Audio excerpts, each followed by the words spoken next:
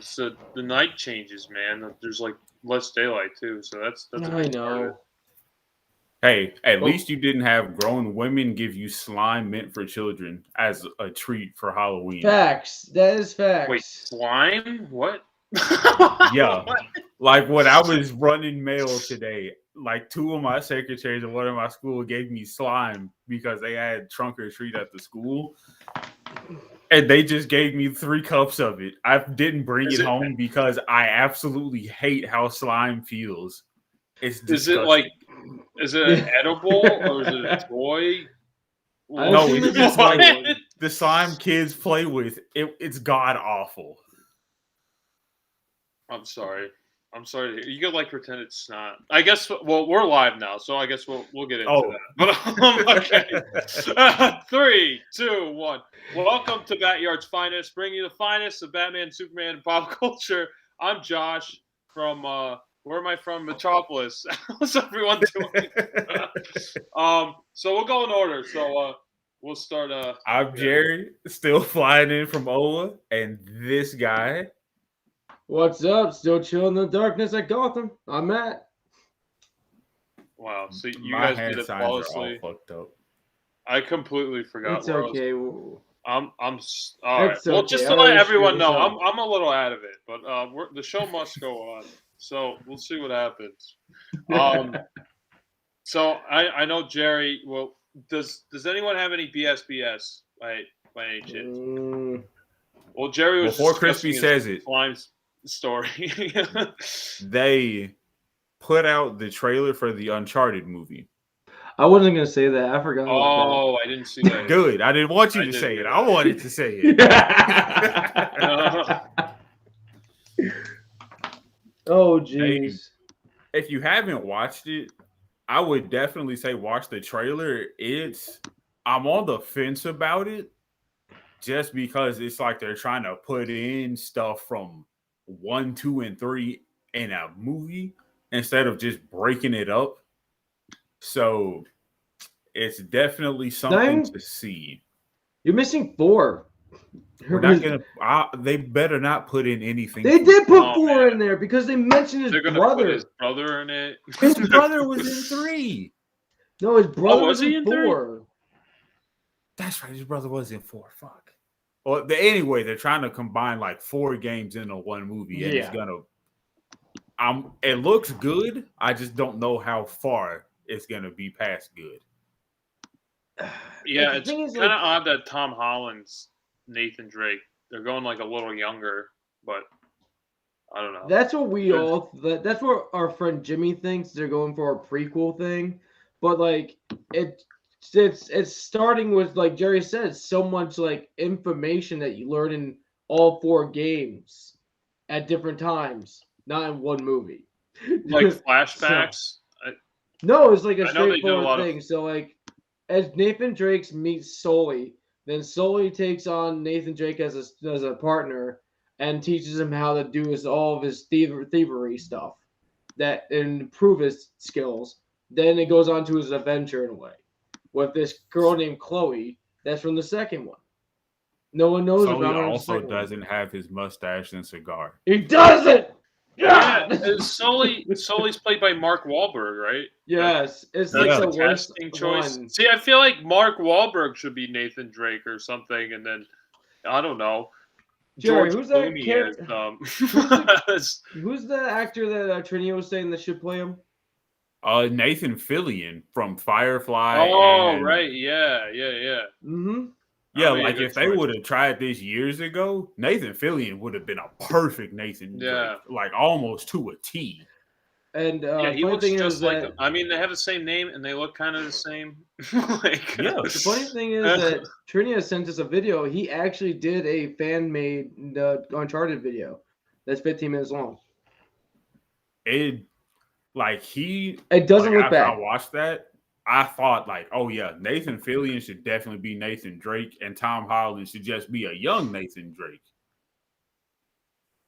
But it's not looking how it's going with this movie. It looks like this movie is just gonna be straight up just Tom Holland being young Nathan Drake. Yeah. So I don't know. I have to see the trailer. I haven't watched it. But when does that come out? When is that? I think next year. Sometime next year. I forgot the release date, honestly. Matt, did you see the trailer? I wasn't paying. No, I saw the trailer. I saw all of the trailer. I was the one screaming about his damn mustache. Friggin' Sully No, the thing is about was Sully's character. Sully is an older gentleman that's a playboy / just adventurer. And he's up in his age, but he's still rocking out his old style. But his way is he has a mustache, and he has cigars. Everywhere he goes, he has to have that trademark look. And he's always in a Hawaiian shirt. And he's just that ugly Hawaiian shirt. Yeah. And just casually wearing and stuff, doing his thing, and making sure he just looks like this person that just everyone thinks is a tourist or just having a great ass time. And this, he just doesn't look like that at all. He's a straightforward person. This it feels like. Have you ever seen, he has a. Wait, go ahead. Well, I was going to say, have you guys ever seen? Go! Well, I was going to say, have you guys ever seen Burn Notice? It's kind of like Bruce Campbell, how he always wears Hawaiian shirts. I watched a couple of episodes of Burn Notice. Yeah, I'm just saying, that character style could, Bruce Campbell could have, fit that role of, Sully or George Clooney. That's what I was saying more George Clooney. Clooney. If they're gonna go for more relaxer style than Bruce Campbell, but if they this, there was let's say someone made a spoof edition of Uncharted, then Bruce Campbell would be fine. Then you get Bruce Campbell. I think you could do either way. I'm sorry, I didn't mean to cut you off, but no, it's fine. But but you're saying Bruce Campbell with his comedy, so he does have his comedy. He likes to put Nathan down whenever he can do it, do whatever he can. If Nathan thinks he's doing a great job, he's I did that shit better than you. Now I'm so old. I'm older than you. I don't know. He just does some stupid shit like that. He puts him down, but he's a funny put downs. In this, it just looks like it's just gonna be nothing. Games. I don't know. Yeah, I think it'll be. I don't know. It just sounds like it'll be okay. It'll probably be adequate. I can't give it anyway. I think it's on the same path with that. It's gonna be Sonic's still gonna be probably the better out of the better video game movie that came out recently. Probably if this drops. Yeah. And that's a kid's movie plus it's a CGI character. And Detective Pikachu was good. Oh yeah, Detective Pikachu was freaking good too. That wasn't. It will probably be under that too. Literally, it's not gonna budge. Even if Sonic 2 comes out, I feel like Sonic 2 may be better. Not gonna lie. I don't know. The only thing that sounds you're not gonna see these movies. Yeah, I'm not. But the only thing that sounds intriguing about the Sonic stuff is Jim Carrey as Dr. Eggman. That's the only thing I'm kind of interested in, and then everything else, I don't know. Well, it looked like the Smurfs. The actor that's playing Idris Elba. Knuckles? Yes. Well, he's in. Wait, what? They cast Idris Elba to play Knuckles in Sonic 2. Oh, really? Okay. Yeah. Mm-hmm. I think that's just an interesting choice considering, it's nothing against Idris Elba, but he's definitely somebody I never would have pictured. Mm-mm. I would have thought maybe somebody else, maybe Ice Cube or... Oh, my God. Ice Cube as Knuckles. That would have been, a little funny. You got this deep, raspy voice, and he's trying to make jokes and stuff. I would say, Kevin Hart, but I would not want Kevin Hart at the same time. Because I think Kevin Hart. They would try too much with him, and it would just get annoying. And it wouldn't be I would love it if they did Snoop Dogg. That would be pretty funny. Wait, so what character is Idris Elba playing? Which Knuckles? Knuckles being Kidno? Yeah. Mm-hmm. Huh. Okay. It's interesting, right? Yeah. Yeah. I can see that working. I can see that design. I always liked Knuckles' design when I was growing up. He's better than Sonic, right? Yeah, that'll be interesting. Are they still going to be? So are they going to be in like our world? Or are they going to finally? They came to our world. The hills. I think they're going to stay in our world, but who knows what they're going to do? Well, I kind of get a bad taste from that. Like I think. Well, with the ending of the movie. The thing with the ending with the first movie is when Tails comes over to our world. That's like the ending little credit scene, and he's like Tails like reporting back like, "Oh, I made it to where Sonic is," and I feel like was it trying to go off Jimmy knowledge? Jimmy said that Knuckles is like his race is like kind of like the native tribes that try to like I don't know. Always fighting against everybody mostly. So I think Knuckles is gonna just get shot over here after like a weird couple of scenes of him over on their universe side. I don't know. I'm trying to remember what Jimmy teaches me with Sonic. Okay. Yeah. That sounds interesting. I don't know. It's just like with all these crappy. I had never seen a Sonic movie, so this is. I have no opinion on the movie itself, but just like from all these generic kids movies where like these creatures get sent to our world, they're always like super generic and boring. Like the Smurfs movie where they go to New York. Well, was it sponsored? Are those movies sponsored by Olive Garden? Oh, see, yeah. Is that movie sponsored by Olive Garden? Every line has to be mentioned with Olive Garden. Wait, in Sonic? In Sonic is like almost like every 5 minutes, Olive Garden is mentioned because Olive Garden actually sponsored the making of the movie. You're really not winning me over with this pitch right now. That does not make me want to watch. What do you mean? Olive Garden is, the white guy's Italy. You can go there, ask for a salad, and just load it up with cheese and ranch. Oh my god, cheese and ranch! Oh god, that's just not okay. It's the whitest Italian. I want to. No. Crispy, why do you guys love cheese and ranch on salads? That's not Jerry. Good. We're hunting the Mothman tonight, and you're going to be part of it. The Mothman hunt starts tonight on Ohio 76. We're making Jimmy's dream happen tonight. All right, stop your nonsense, or we're going to Mothman hunt. And you're big. It's all right. It's fine. Just admit it, man. It's okay. You like? I've only been there twice in my life. They do have good breadsticks, but that's enough about Olive Garden. I never had them. That's about it. Yeah, we're not sponsored by Olive Garden, so not yet. Yeah. No. Have you guys seen any movies in the theaters? Like any new movies?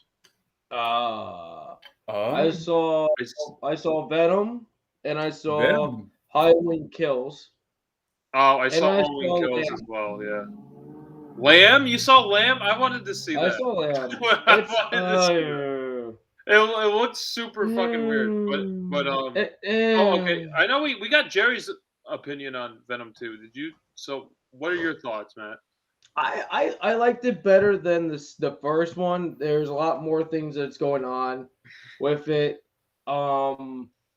It does get a little. It kind of gets like a little weird with dialogue, like the dialogue and everything, but it's fine with me. I didn't really want to nitpick it because it's Venom. The series hasn't been that awesome yet. But once you hit Carnage and stuff, all that crap, it starts getting better and better. It skyrockets. And then the end credit scene makes you just like everywhere because you're like, oh, what the fuck? This shit's getting real now. Can you confirm that Venom says he's a guy when he sees Peter Parker? Is that what happens? That's a guy. I'm not ruining that end credit scene for people. Because that was my guess last episode or the episode prior. I was like, oh, Venom's going to see him close. You're close. You're close. Very close, actually. You're close. Okay. See, but I told you, Crispy, that this was way better than the first one. Oh no, it was way better. But like, it should have been rated R. It should have been rated R. Exactly. It should have. All this It should have because R. what's his name? Kyle Cassidy. Kyle Cassidy. That's kid in school. That's what we know. Yeah, what's his name? We'll just call him Woody Harrelson. Woody Harrelson. Woody Harrelson. I have no idea what Carnage's his character in Carnage shit could have been amplified to like 20, and then other than a hovering like 7, like they could have went on like a real legit killing spree, unless they're waiting for Cassidy. Sorry, Cletus Cassidy is his name. Okay. That kind of goes. That's kind of close. We're just gonna stick with Woody Harrelson. Yeah, Woody Harrelson's better. But it could have skyrocketed. I did. Fallout 76. I have chickens in the chicken coop now, so I named them Sonny and Cher after the 2 chickens in Venom 2. I think it's pretty funny that they have chickens now, and they visit them in a park now too. But yeah, it wasn't that bad. Like it should have been rated R. Halloween, I'm not a Halloween fan. I'm not a big fan of the series. Did you see the first one? I saw the first one. That's the only one worth watching. Is the first one? Maybe the third one. Maybe the third one. I would recommend the third one just because it's so fucking weird. I never got into the Halloween movie series. I never got into it until like these movies started coming out. I liked Rob. I like Rob Zombie movies. I never said I want to watch the Halloween movies that he made. So I like these movies came out, and I heard it was not very good. He made 2 actually. Did he make 2? I thought he made 1. He made 2. He made 2 Halloween movies. Oh man, I thought no one liked it. Why? I hear a lot of flip flop. I don't know. Some people like it. I say it was utter garbage. These movies, these movies for me actually make me appreciate the Halloween movies more now. I took my dad with me and Chris to go see the movie, and my dad's watching it. The opening credit, like the opening scene, I'm gonna give out a little bit. It starts off with a little bit of like the original movie taste and style, and my dad's like, "Am I watching the original movie footage right now? Is this the original movie footage right now?" And I'm like, "I don't think so." And he's like, "It looks like it." And I was like, and then later on, it kind of fades in. Did you see the movie?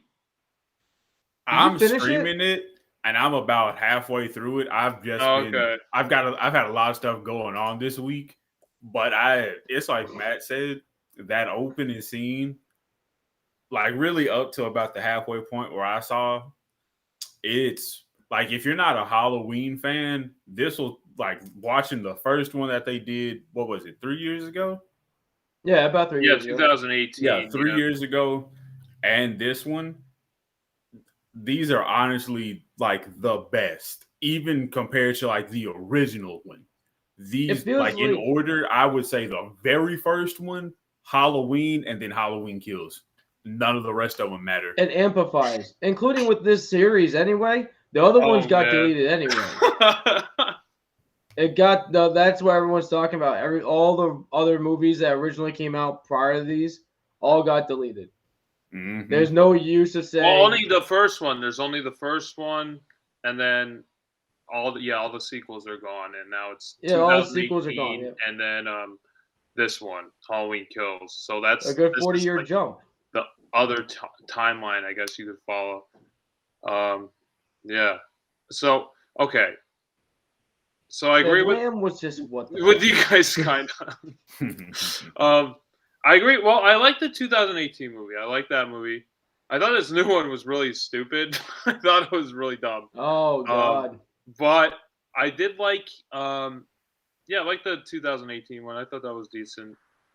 The first one, Matt, have you seen the first one? Like the original? I haven't seen it in for years because I'm not a fan of them. Yeah. So I never upped these movies. I think that's the only one that's like really, really worth. That's what everyone says. Yeah.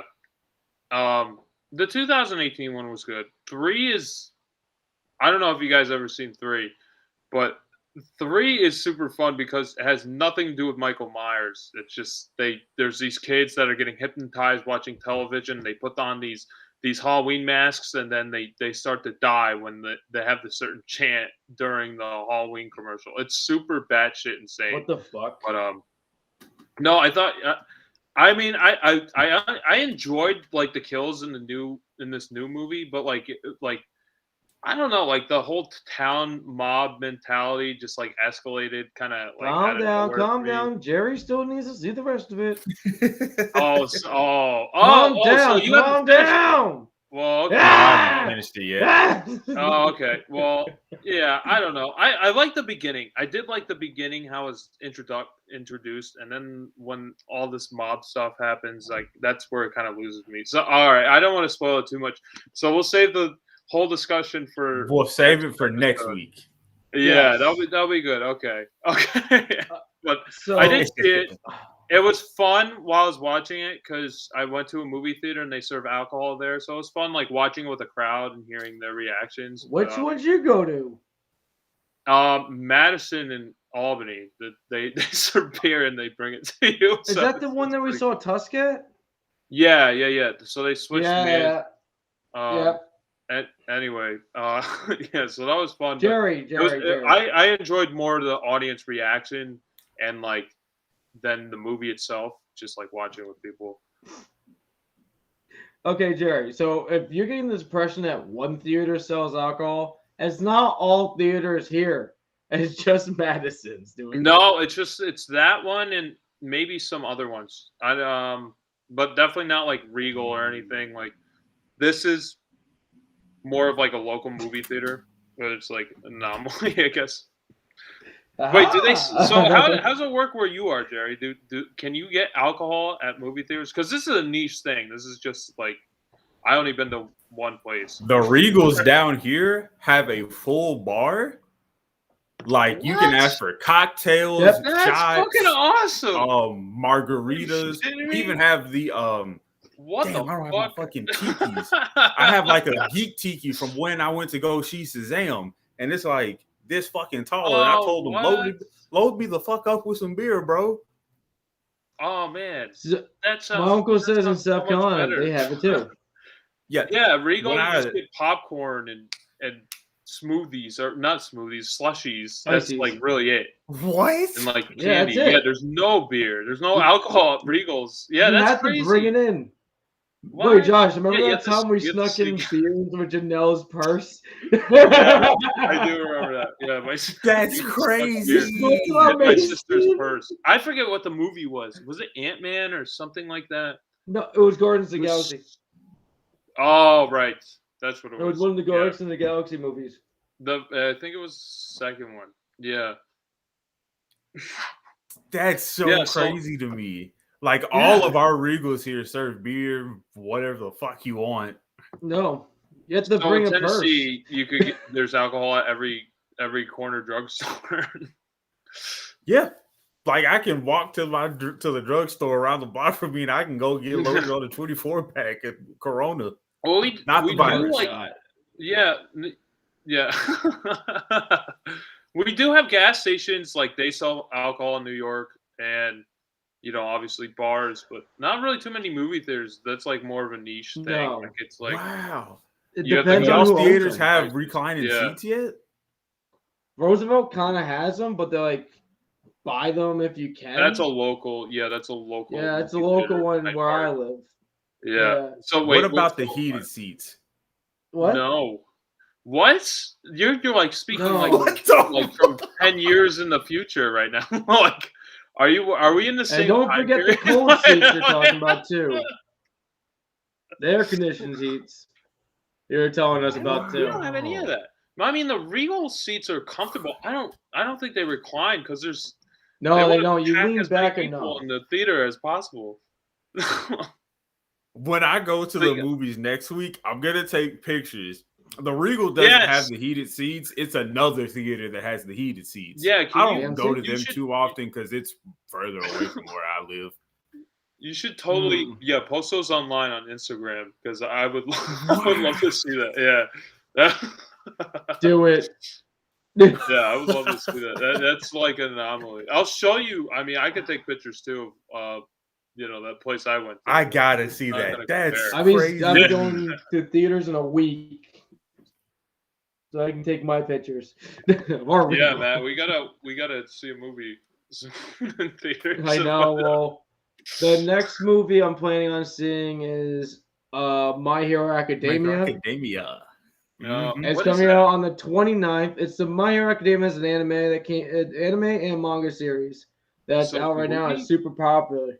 It's a series, but it's getting a movie. But it's so popular that they put it in theaters. This is like the third film they've had in theaters. Yep, third installment.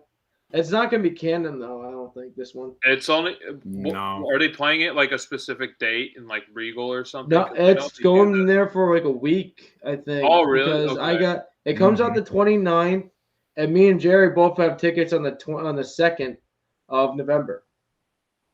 Mm. It's cheaper on the 2nd because it's about $5 to $7. Oh yeah, I still need to buy my ticket. I fell asleep. You didn't buy it? What the fuck? I fell asleep with my phone in my hand. I forgot to do it. Don't yell at me, Matt. I will yell at you.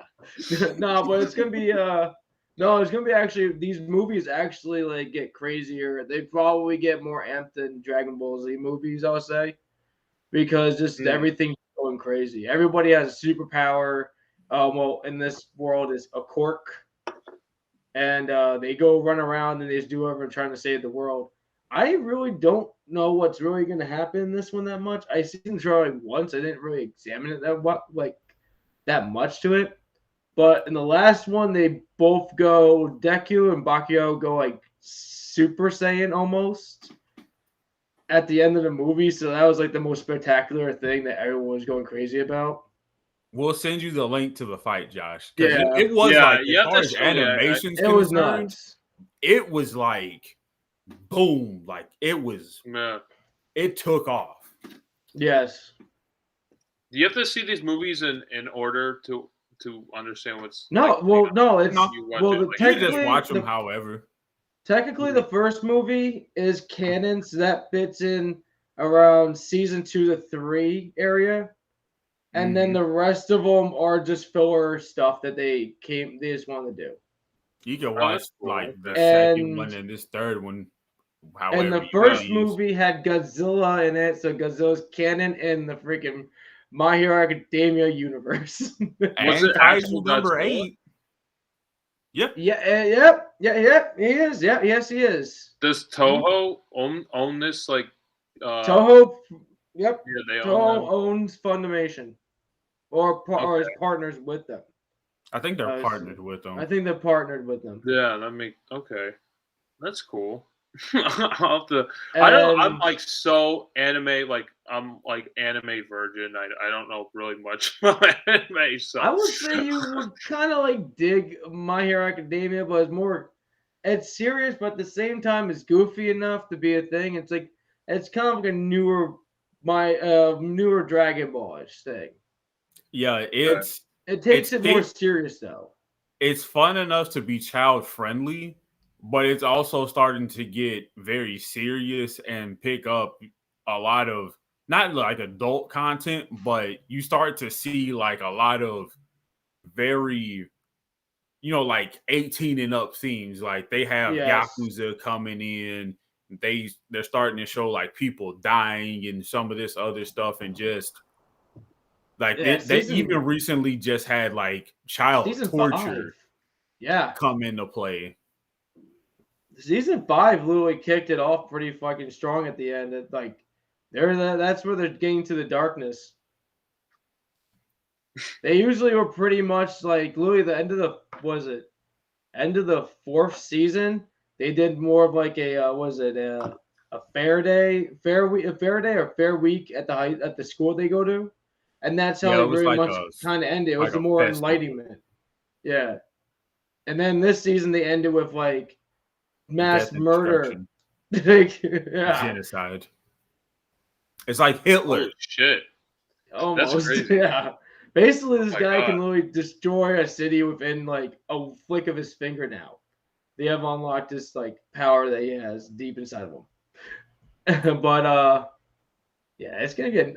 This movie kind of like takes upon some of those facts from season 5 into this one instead of like being just whatever the fuck it is. It's gonna be a crazy movie. And I want to bring up Lamb quick though. Oh, yeah. Give your quick thoughts on that because I actually wanted to see it, but I heard it was not good. Yeah, I did hear that. Okay, so the ways that they're going with this is like it's like a horror movie. It's not really a horror movie. It's more of just like a slow thrill. Like a to the end. Thriller, yeah. It's a slow thrower to the end. It's not even that horror-y. There's mostly the creature in this movie really just like breathes heavily around corners and at windows. You never see them until the end. And then it takes a bit. It's more like an artsy fartsy kind of movie. If you want to like sit back and enjoy. If you want to enjoy the movie, like if you want like to like take in the scenery, the camera work, and the time that they put into it, then it's a good movie to do that with. But if you're going for like a scare or the way of the horror that you thought it was going to be and how they kind of did it with the trailer in a way, it's not there. It's just really weird. But what's it called? I think my favorite character is like the brother in the movie. He's like the third gentleman. If you still watch the trailer, he's the second gentleman that shows up in the trailer. But you don't. Okay, I just remember the lamb kid. That's literally all I remember of the trailer. They don't really. They don't touch upon that at all. Really, like how there's no backstory of what happened. It's up in the air. So like it's just whatever you want to believe it as. They don't even explain the monster you see at the end of the movie. They don't explain anything. It's just a family that lives on a farm that gets this lamb child. And that's it. And then it just gets shittier down the road later on. They have this kid. Yeah, I heard it was not saying that I'm saying the story is shit, but I'm just saying like it's just like everything that starts happening in the movie starts to get shittier. I think the light has spoken for all of us in saying that the lamb is trash. I wouldn't give it. I haven't seen it, so I don't know. so like if you go with me, like, I was curious. I would wait until it comes out for rental or something or just streaming. Okay. I recommend doing that instead of wasting your money going somewhere to watch it. I would say horror, not on the scale. It's not there. It doesn't work out. So I would say the horror factor is a 2 or 1. But for being a decent movie that shows the like camera work, and like this like landscape shots and all that, the way they filmed it, everything, I'll give it at least a decent 6 or 7. It wasn't bad. There's no dialogue in it, really. There's barely any dialogue for like 20, 30 minutes. It's very weird. It's kind of like more silent. They don't really say that much. There's no real big conversation until this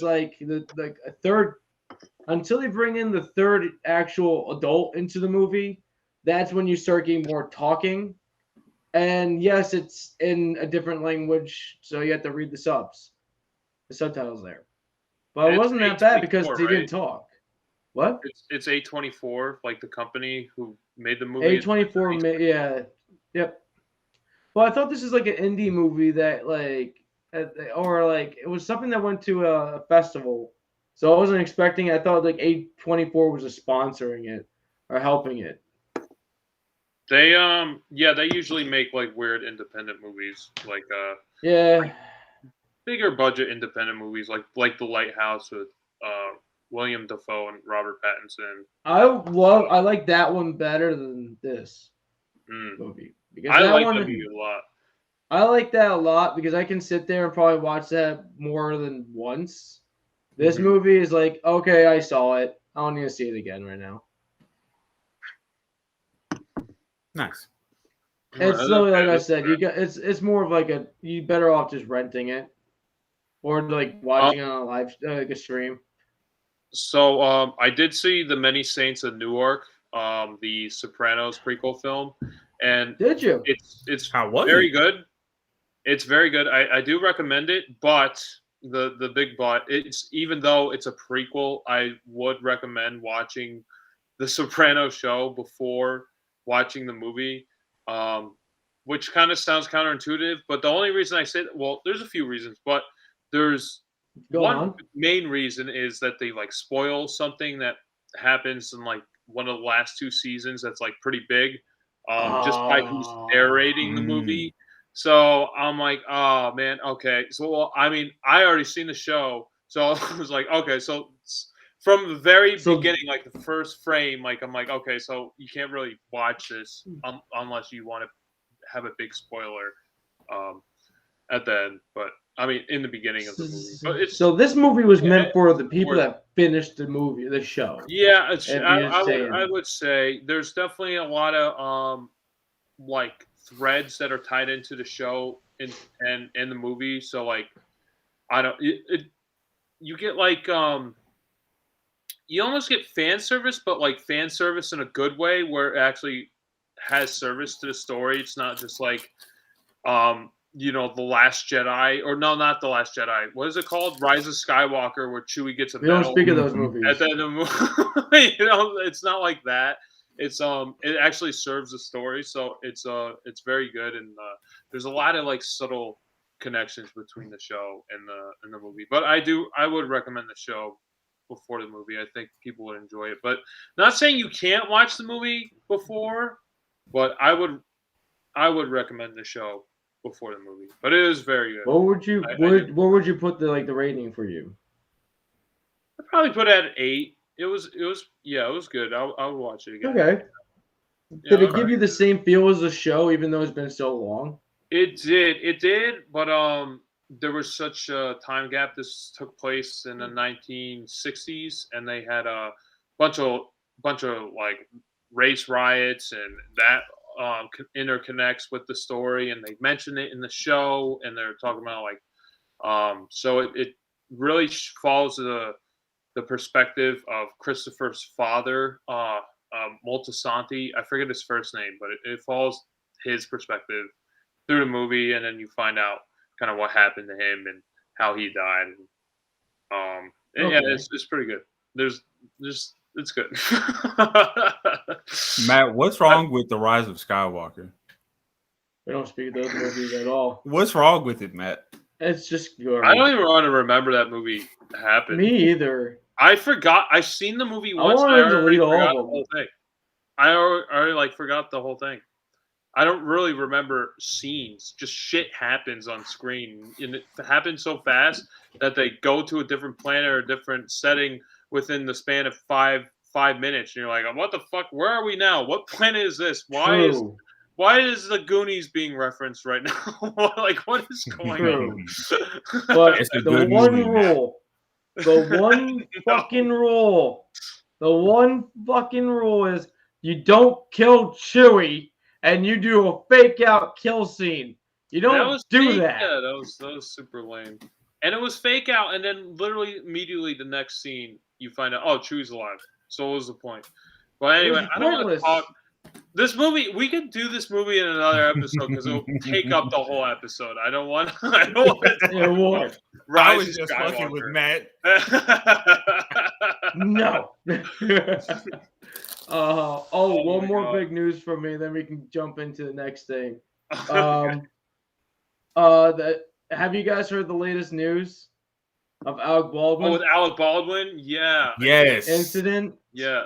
That just happened. I just heard the news today. So. I think it was like a day or two ago. It's like something like I think it was like maybe a day. It was in the last 48 hours. Yeah, it was nuts. Everyone's trying to figure out what the fuck happened. And it's not Jet Li. It's Bruce Lee. It's like a Bruce Lee father. Bruce Lee's son incident. Brandon Lee in the Crow, incident. It's like that incident going on right now, so everyone's trying to figure it out. But they're not trying to put Alec Baldwin 100% into the fucking seat of like killing him.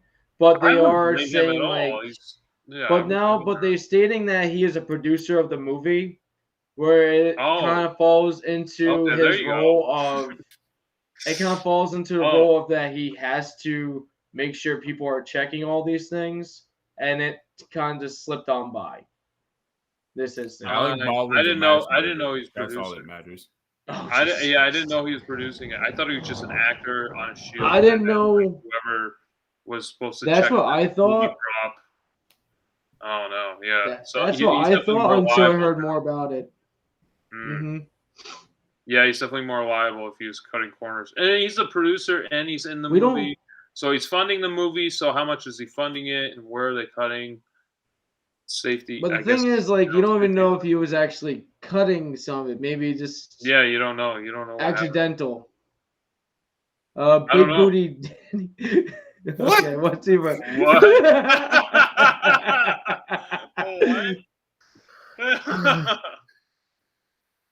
We have a comment from Big Booty Dandy that says it's a woman who was shot. Was it now? Yeah. I know it was a cinematographer. I know it was that, but they never stated gender. I knew the director got accidentally injured. I didn't know it was a woman. Before it was just said, person shot. Yeah, I thought it might have been, like a stagehand or something.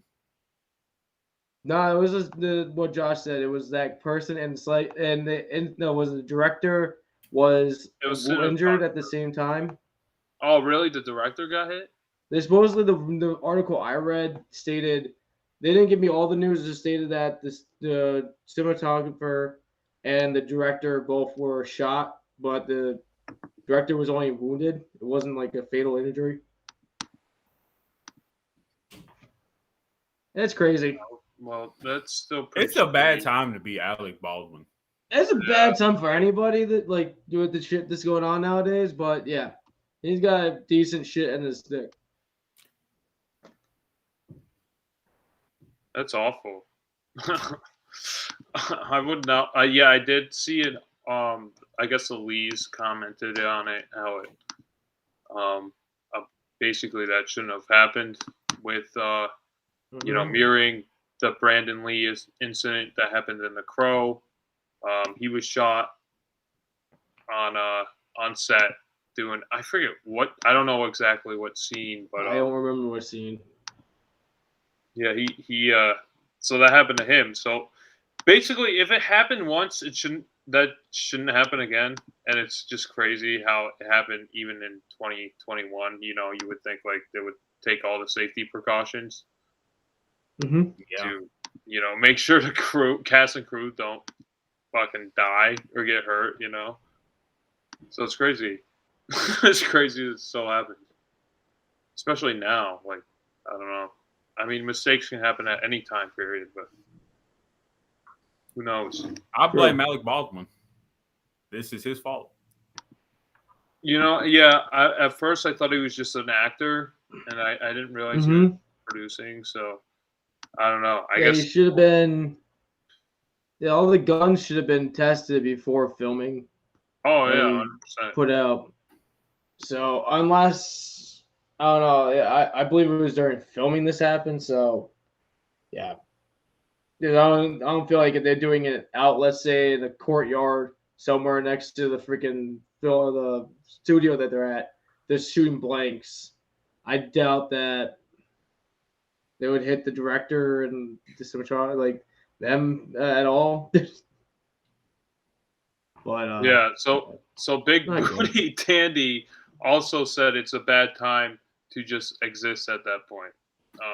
At this point, I'm like, I guess so. I mean, when you don't have the light, as I do, it's a bad time for anyone.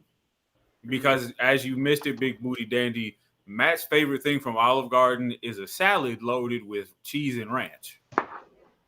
What? I fucking fucking hate ranch in general. So yeah, ranch ruins the salad for me. Ranch just takes away everything. Ranch is the complete polar opposite of what a salad should be. Like, why am I downing this salad with just calories? It just completely ruins it. Give me a vinaigrette and I'll be happy.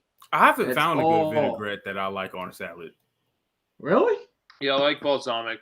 I'm a balsamic. Balsamic's I tried balsamic. I think the place that I got the balsamic from, they didn't make it right because it just tasted just too off. Well, did you have a creamy or did you have a standard balsamic? Yeah, what was it? It was standard, I believe. Okay. Yeah, I don't know. I like a standard balsamic. I'm that kind of guy. But I'm trying to read Big Booty Danny here. Give me a second. I just see he's mentioned it again. Well, he says you're all struggling to say my name. Just call me Dandy. No, we're gonna say the whole thing. That's the only way to say that name. It's you put it out there. It's like a Tribe Called Quest. Gotta say the whole thing. Yeah, come on. Gotta own it. Caesar dressing is my favorite.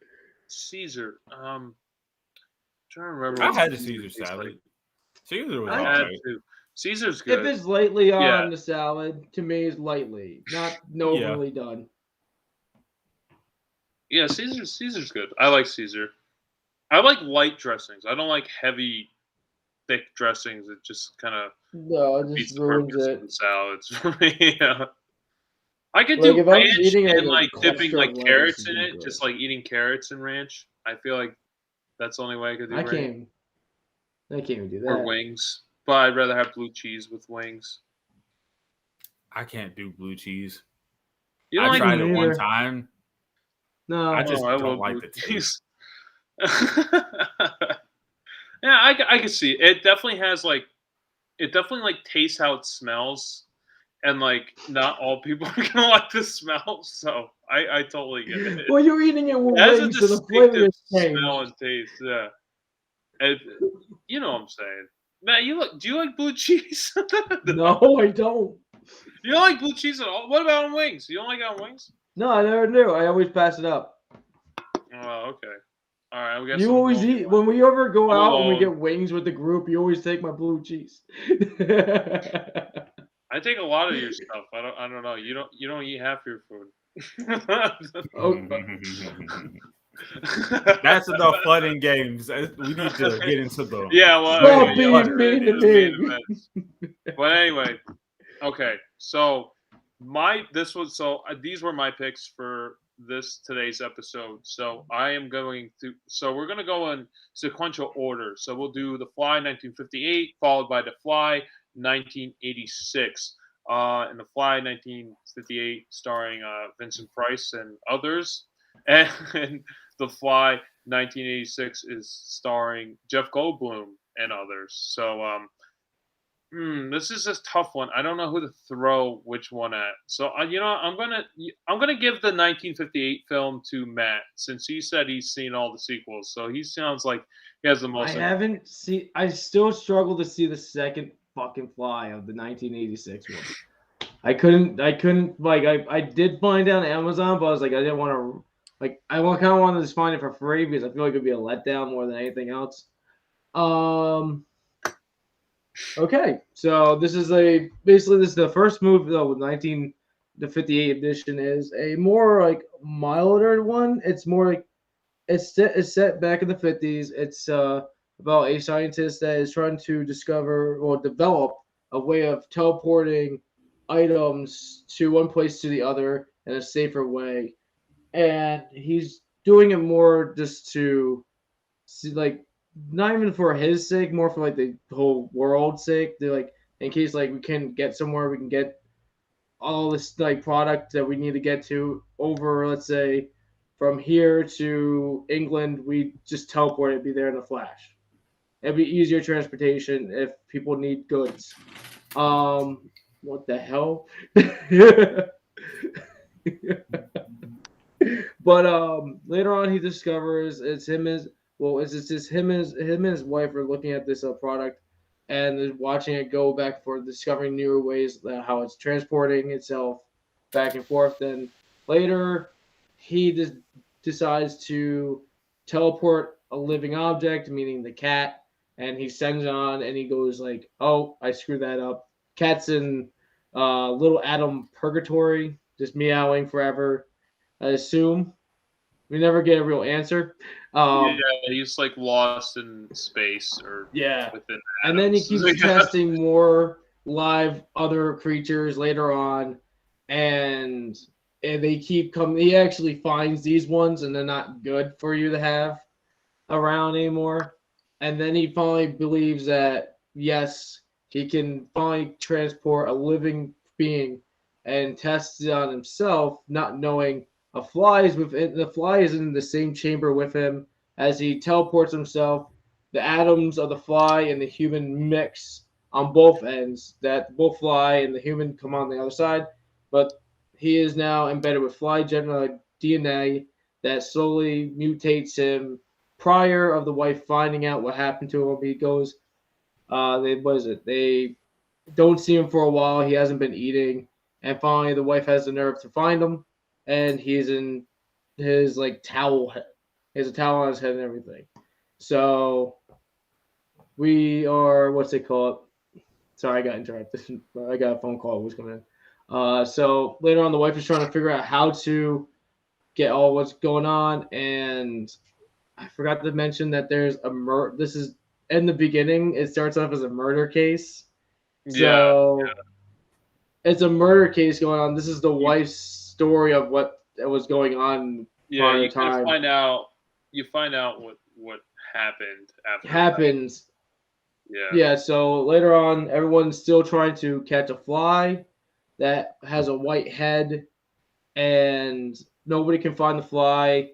They believe that they can maybe help him get better by sending him back through the portal or the machine again, and it makes it worse.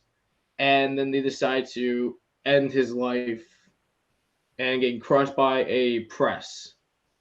And then later on, they find the fly, and the detective finds the fly and squishes the freaking kills the fly because it's part now mostly human than fly, so it's an abomination to the world to him. So he kills him, and the scientist's brother is there at the same time, and he's like, "You just committed murder," and that's what saves the sister-in-law, sister-in-law from going to jail because he committed murder. They both just made a root off as I think a case of suicide, and went on his way like she wasn't even there. And that's how they ended the movie in a way. Other than they have a little talk with the nephew, and the nephew wants to be a scientist. And that leads off to the second movie. And it starts. The funny thing is, Did you see the second movie? I've seen the second. I literally rewatched the second movie because it's free on Peacock. Oh, okay. No, we're not sponsored by Peacock. But both of these movies are both on Peacock. Oh, so the original first, the first one and the sequel are on Peacock? No, it's the first. Yeah, the first one and the original and the sequel. The original on Peacock. What about not the remakes? No, the remakes aren't on there. Okay. No. Okay. Yeah. Okay. Well, I mean, yeah, that's basically the movie. Yeah. So, Jerry, what are your thoughts on the 58 version of this story? I'm gonna say it right now. The 58 one, I loved to pieces, just because I like the fact that we get the ending at the beginning of the movie, and the rest of the movie fills in the gap. And I always have liked storytelling like that. Mm-hmm. And then even on top of it, because I was like, oh well, maybe he was just fucking drunk as hell and choked on the fly. yeah, right. Yeah. But even as I'm watching this, I'm like, okay, this is, he's kind of sort of playing the mad scientist. He's dabbling in things that he shouldn't be doing as of yet with current technology.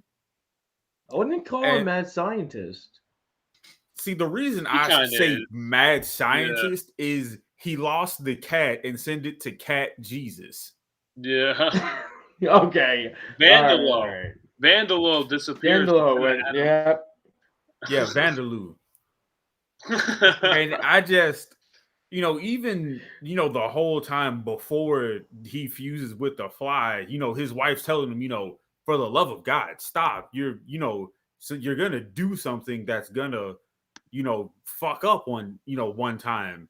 And, it happened and, he had the head of a fly and the fly claw hand thing. Yeah, the fly. But the thing was, like, she said, don't, after he saw the tests with the bunny rabbit, one was a fail. Was it a guinea pig? It was a guinea pig.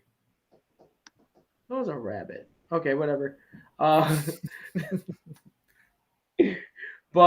no, I thought after seeing that, she was like kind of like, oh wait, it was because of after he told her about Dandelo going into Adam Purgatory with Cat Jesus heaven. Kitty.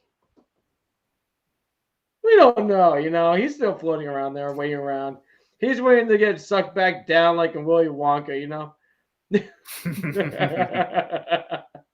Oh no. He's in the sky. He's still trying to get pixelated. Yeah, it's basically kind of this, I don't know, same kind of concept a little bit because he's teleporting in the Willy Wonka scene as well. He's transferring himself. Yeah, he's moving through the air as atoms and particles. Right. And that's interesting. Probably one of my favorite scenes was toward the end when, he was having that break. Like, he could feel himself losing his humanity between, like, human and fly and, whatever instincts flies have. And he's just like, he's on the chalkboard writing, need fly. And then you see him just kind of struggle to stop himself from attacking his wife. And he's just like, gonna kill myself. And then, like, at the very end, he's just struggling. Like, you can see, like, he's just struggling to write, I love you. And it's, it was kind of just cheesy. But I liked it a lot because it spoke of how, number one, he knew that he wasn't going to go back to being a normal human being again. So, he was, part fly. So he was trying to, just end his life before he turned any more of a freak of nature and, did anything to maybe harm himself or his family, which he cared for deeply. And, he drove, he took his wife and he set up the press machine to, come down twice. The first one for his head, the second one for his hand. And he basically made it so that forensics couldn't identify his fucked up body. Yeah. Yeah, donate his body to science at that point, yeah.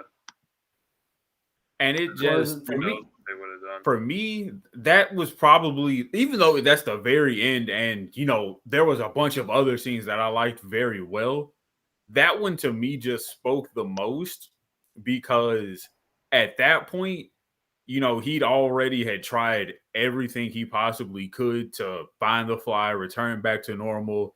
He was trying to tell his wife, stay away, to protect her. And she, even when she obviously didn't listen to him and, she tried to do everything to help, he still tried to hold on to what little bit he had left. Yeah. Yeah, no, I definitely agree. I like the beginning where it's like kind of a murder mystery. You don't really know. You kind of have to connect the dots on like what is going to happen. Is she crazy? Is she not? It's like a kind of like who's like, plot. You got to figure out exactly what's going on. So you could interpret it at least like in the first like 2/3. You could interpret it like in your own way. You could say, oh, she's crazy or she's not crazy. But you know, it is revealed at the end that she's ultimately not crazy with the fly part where it's like the size of a housefly. And in this version, yeah, like it's they basically trade heads. So like they trade heads and the right arm. So there is still a fly. There is a human. The human head and arm is transferred onto the fly body, and the fly head and the fly arm are transferred onto the human body. So the whole time they're like berating Philippe. He found the fly that they needed from the beginning, and there's like a glimmer of hope the whole time. Like you're like, oh, if only they could just catch that fly. Philippe already did, and then she like unknowingly lets him just release it back into the wild, saying, "Oh, don't bring bugs in the house. That's disgusting. Get out of here, kid." And then he releases it into the wild, and then immediately after, that's when she finds out the information that her husband had traded basically bodies with a fly.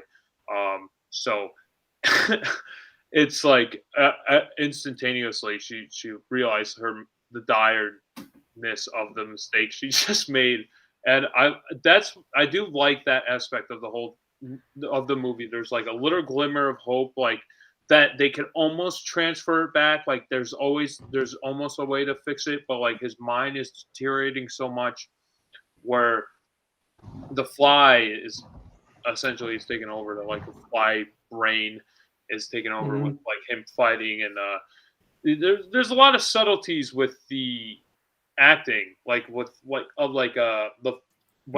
he becomes a fly, because there's no dialogue, he can't speak anymore, so he has to do with body language and typing, and even like how he's writing. But like he's writing all like as the movie progresses, is like kind of contorting a little bit, like he's not basically all there anymore. So that's what I like about the movie. There's a lot of like the murder mystery side of it, especially the first time I watched it. That was awesome. And then just kind of how the development plays out. And Vincent Price is always great, especially, I think he's really good in this movie.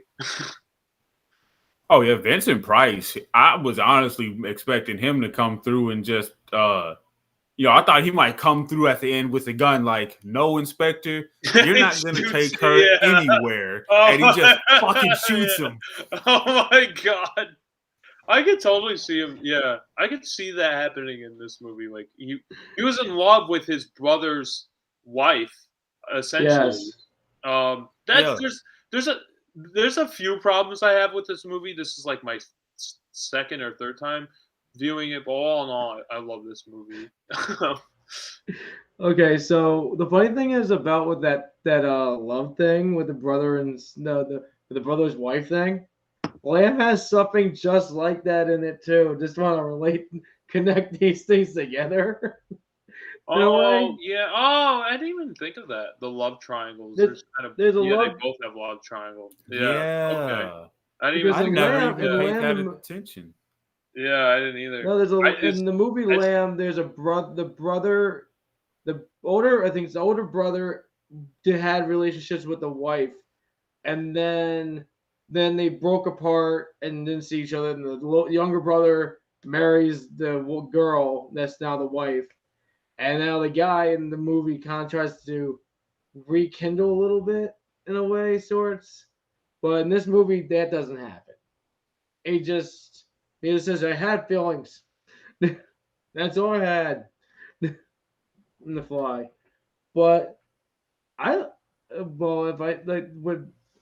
like the same way with you guys with the whole thing. I seen this probably like maybe twice. This is my second time. I only saw it. This is my first time. Yeah, that must be cool. Yeah, this is my second time because I saw it when I was a kid, really young. My dad was showing it to me. But the funny thing is, he showed me the fly.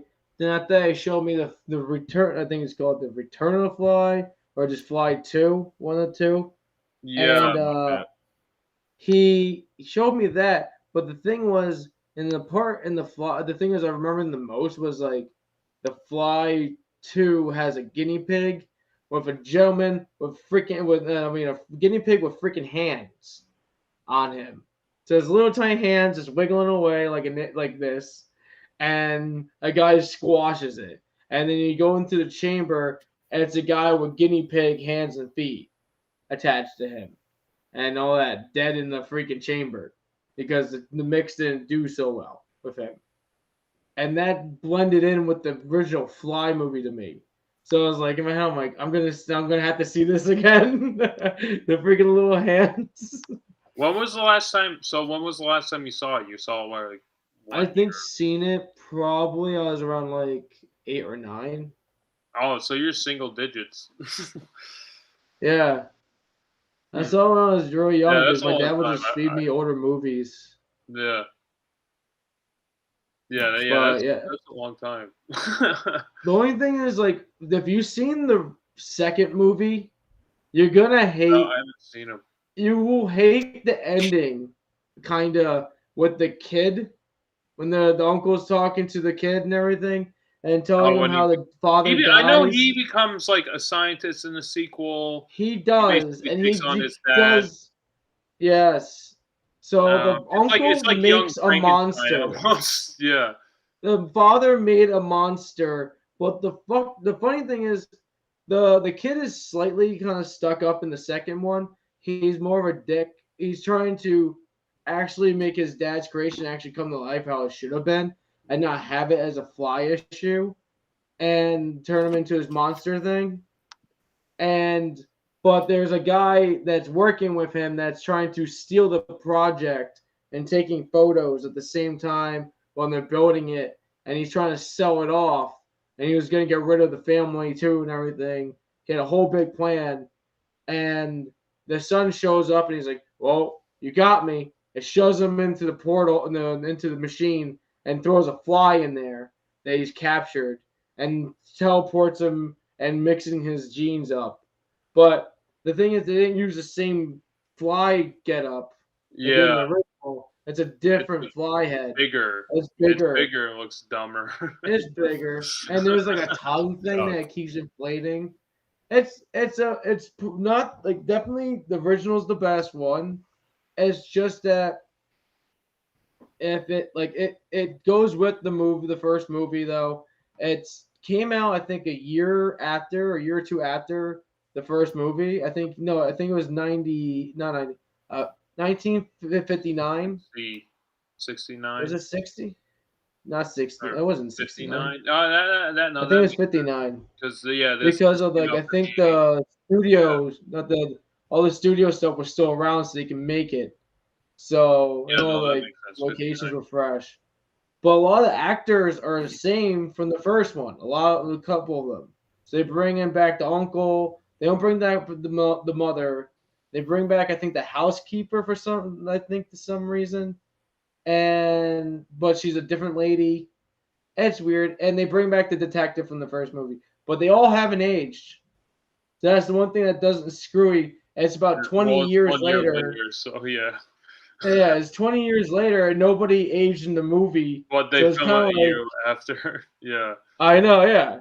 So they didn't want to do any makeup to anybody.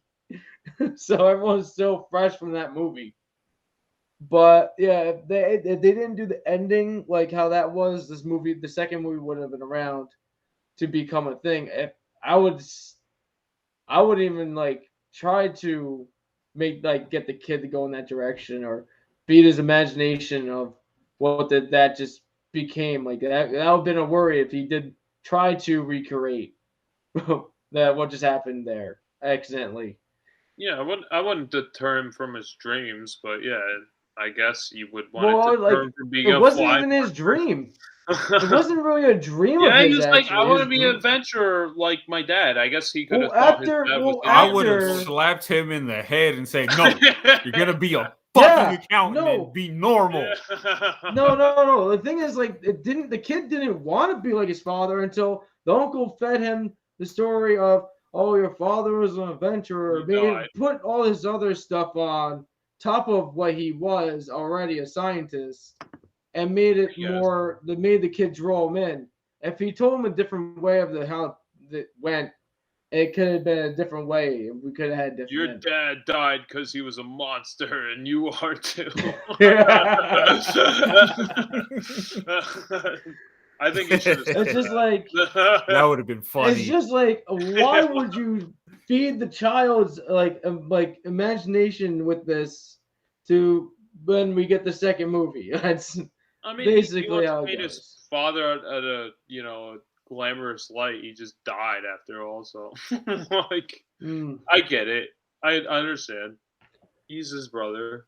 And then, but at the same time, it's like in the second movie, the uncle is kind of like funding all the kids' needs and everything. So technically, he became the father of well, that's kind of how it ends too. The ending is a little weird with this movie. Yeah, I love the fly transition, like when it's like the I forget Andre's head and arm like on the fly, and it's on the spider web. And it's like that really famous scene. Like I definitely seen like an image of that. Yeah, I definitely seen an image of that prior to watching the movie. But it's like it's very creepy, and it's almost like I like how they almost missed the whole experience like altogether. The only way they catch it is because of Philippe. Like he's out. He's the son. He's out, catching flies and whatever kids do, and he's the only one who actually sees the fly. No, he was still on the mission to find the fly. The wife made a mission for him. Done with it. It seemed like he was done with it because it was in the web. If he was still trying to find it, he would have taken it out or something, I guess. Well, I think he just left it there because he didn't really care for the mother to get. I was thinking from it was like he left it for the mom to see it instead of him trying to capture it and it getting free. Oh, and that's I think you're right. And then I think you're right because that's why he's running upstairs. That makes sense. Yeah. I think you are right. And then after the uncle I think it's the uncle and the detective. The uncle is just I think he's just outside hanging out, and then like he starts healing it. The detective comes out and he's like, "What the fuck is this?" And he takes the rock and just. Well, yeah, he's sitting down, and this is prior to her, Philippe's mother, Andre's, the one who's convicted of murdering Andre, the scientist. She's like about to be right before he's sitting on a park bench. He goes inside, and she's about to be dragged into an insane. Well, she's being sedated. Mm-hmm. Well, she just woke up, and then they're about to drag her out into a insane asylum. About to take her to a fucking loony bin. Yeah, exactly. Straight jacket. That's when Philippe comes up. He's running upstairs. He's going to see his mother, and like to show, I guess, like Matt was saying, to show her the fly. And she's hysterical. Don't let him see me like this, because imagine seeing your mother getting dragged out by the mental ward. I think that would scar a kid for life. Yeah. So it's probably not an easy thing. So that would have been very traumatizing. So he sees it. He brings Vincent Price's character to the web, and him and the police detective witness the body of Andre on a fly, and the spider about to engulf it. I think the effects of that scene are very effective even today. Like how his body is on the fly. It's like so like creepy. Oh, it looks very good. Even the puppetry of the spider, you could tell it's not a real spider, but it still looks good. Actually looks like for the little bit that they do, I was very impressed. Not even at the fact that it was they made me believe the spider was real, but at how they like miniaturized him to like the perspective. Nothing. Yeah, and it was I don't even know how they did that. They like projected him onto the fly body, because obviously they didn't film it like that, or unless like he was wearing a fly costume. I don't know, like the bottom half. It didn't look like one. Yeah, it just looked like they shrunk him down. Yeah. Yeah, it looked like they just used his arm and his head and somehow pasted it onto the fly body that they were filming. Yeah, it's basically just chopped here That's all you got. It's all like half a chest like to your arm. See an outline of like a green screen, but it didn't look. It actually looked pretty good for especially the time. It's still impressive today. In the second movie, you just get a head. That's all you got. Mm-hmm. Even though he had the claw and everything, they skipped out and there's just a fly which is a freaking a human head, and he's just screaming, "Help! Help! Help!" And you can see it's like how in Superman with his father's head, they kind of did the same thing. They kind of did the same thing with him, where you can see when he says "help," you see his chin disappear, and everything is like half his chin starts to like as every time he like talked and moved his jaw, a little bit faded away, and that's only you got out of it. But like it just like there, it was like it was not horrible, but it wasn't just like how the first movie's like you got half a freaking body on a fly. Yeah, no, in the first movie it looked impressive. It actually looked pretty good. Did you get to see the third movie? Did you watch that one? Is that the Curse of the Fly? Yeah, that's the Curse of the Fly. That the thing is that's that one. The funny thing is that's not actually a third one. It's just an adopted film they did. It's just I believe it's like I don't. It's not even like treated. It's kind of like it's like its own movie. It's not supposed. It's his own movie, but it's not supposed to be in the Fly series. I was going to watch it, but I just stopped. I said I don't know if I need to watch this one. I actually did hear that one was pretty, interesting. I guess. So it's a woman. It takes the mutation a little bit further with the woman. So other than trying to jump into the second topic we're going to talk about, it kind of like the idea of what happens in that movie kind of happens with that movie because the woman is slowly starting to develop the skin deformity to where she's actually turning into the Fly and everything like that. It was an early attempt, and it's a woman that was the summary that I read was a woman that gets picked up like a person just driving by, ends up being the wrong people, ends up being mad scientists, and did some science projects on her and morphed her with the Fly. And that's what's going on now. And she's just she's wreaking havoc, trying to figure out what the hell is happening to her. It's weird. I am curious of watching it, but I really didn't think it was going to be really anything to really tie in because it doesn't feel like it. Yeah, it doesn't feel. It seems like its own movie. I would be curious to see the sequels. I mean, the third one sounded the most intriguing, to be honest, because it sounded like the second sequel, just like Halloween 3, where it's fucking bonkers. Well, the second movie is like I say, it's more of a copy paste situation with more twists, but no murder mystery though. And it's basically the same setting. Everything's the same setting except for murder mystery. Oh yeah, even 20 years later, that old gentleman that's the night watch at the freaking warehouse, he's in that second movie still. He didn't age a bit either. Oh yeah, wow. That's what. Is it the guy who's in the beginning of the film in the first movie? Yeah, the beginning of the movie. Yeah, plays his character again. 20 years later.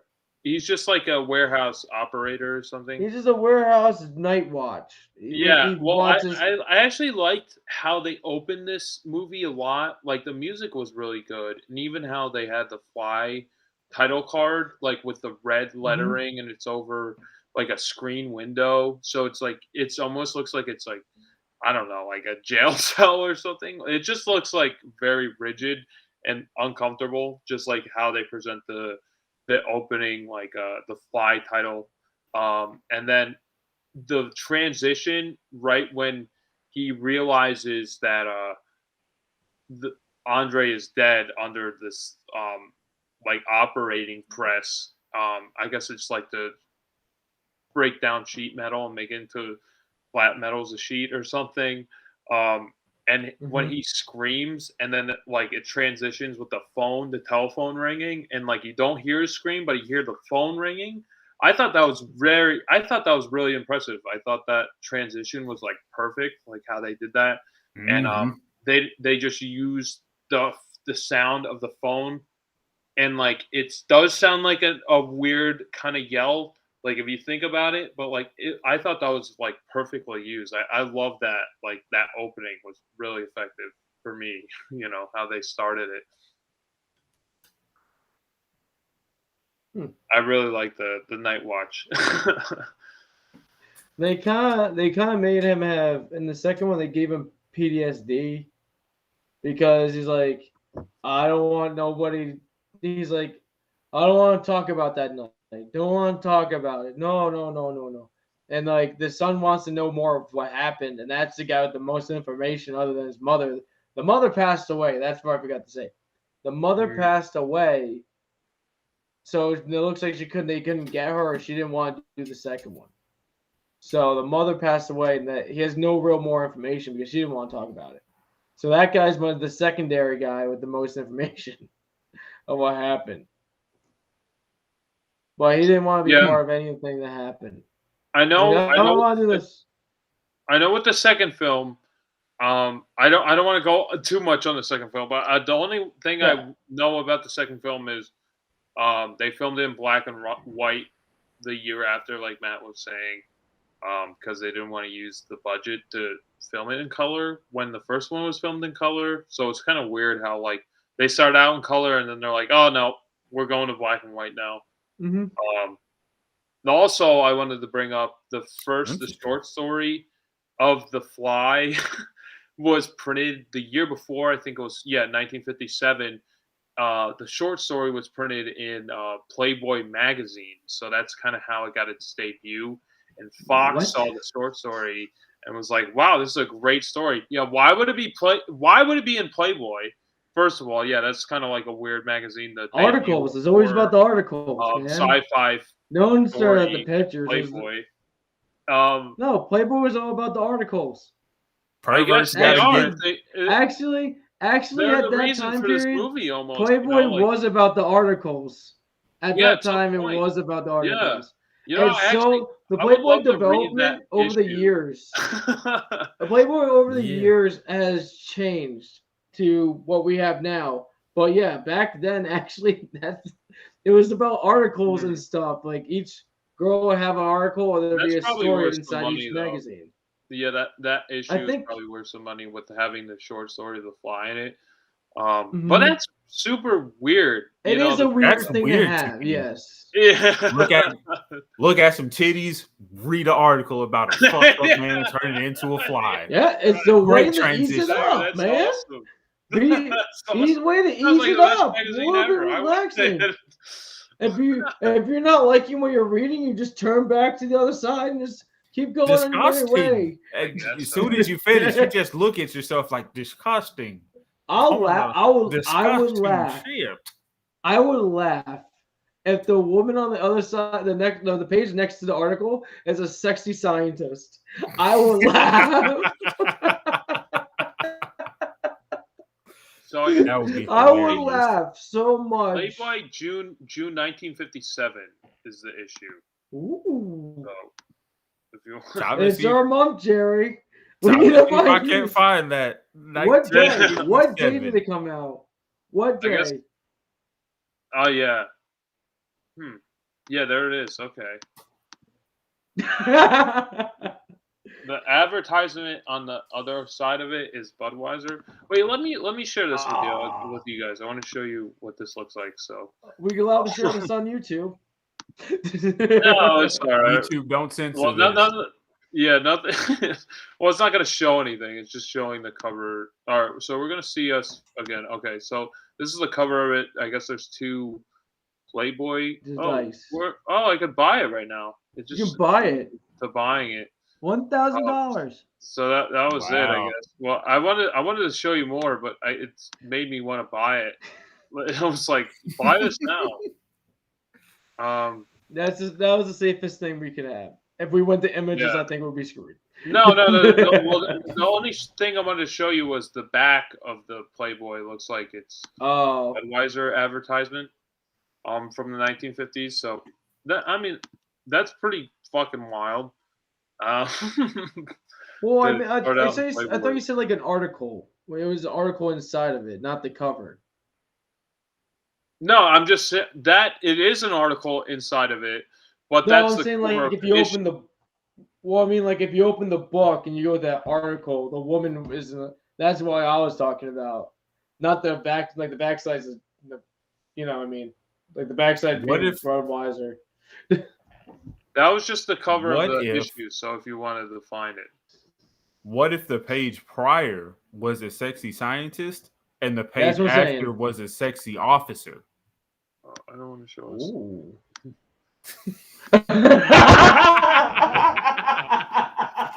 So okay, I'll show you what it looked like. It is.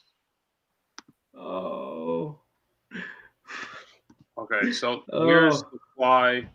If she looked upon the horror any longer, she would scream the rest of her life. Fiction by George Langlard. I don't know how to pronounce your name. Langley? Langland. Sorry, George. Yingling? Yingling, yes. Oh, I didn't get to. Whatever. Anyway, so this is a small tidbit I wanted to bring up. So okay. So final thoughts on The Fly, 1958.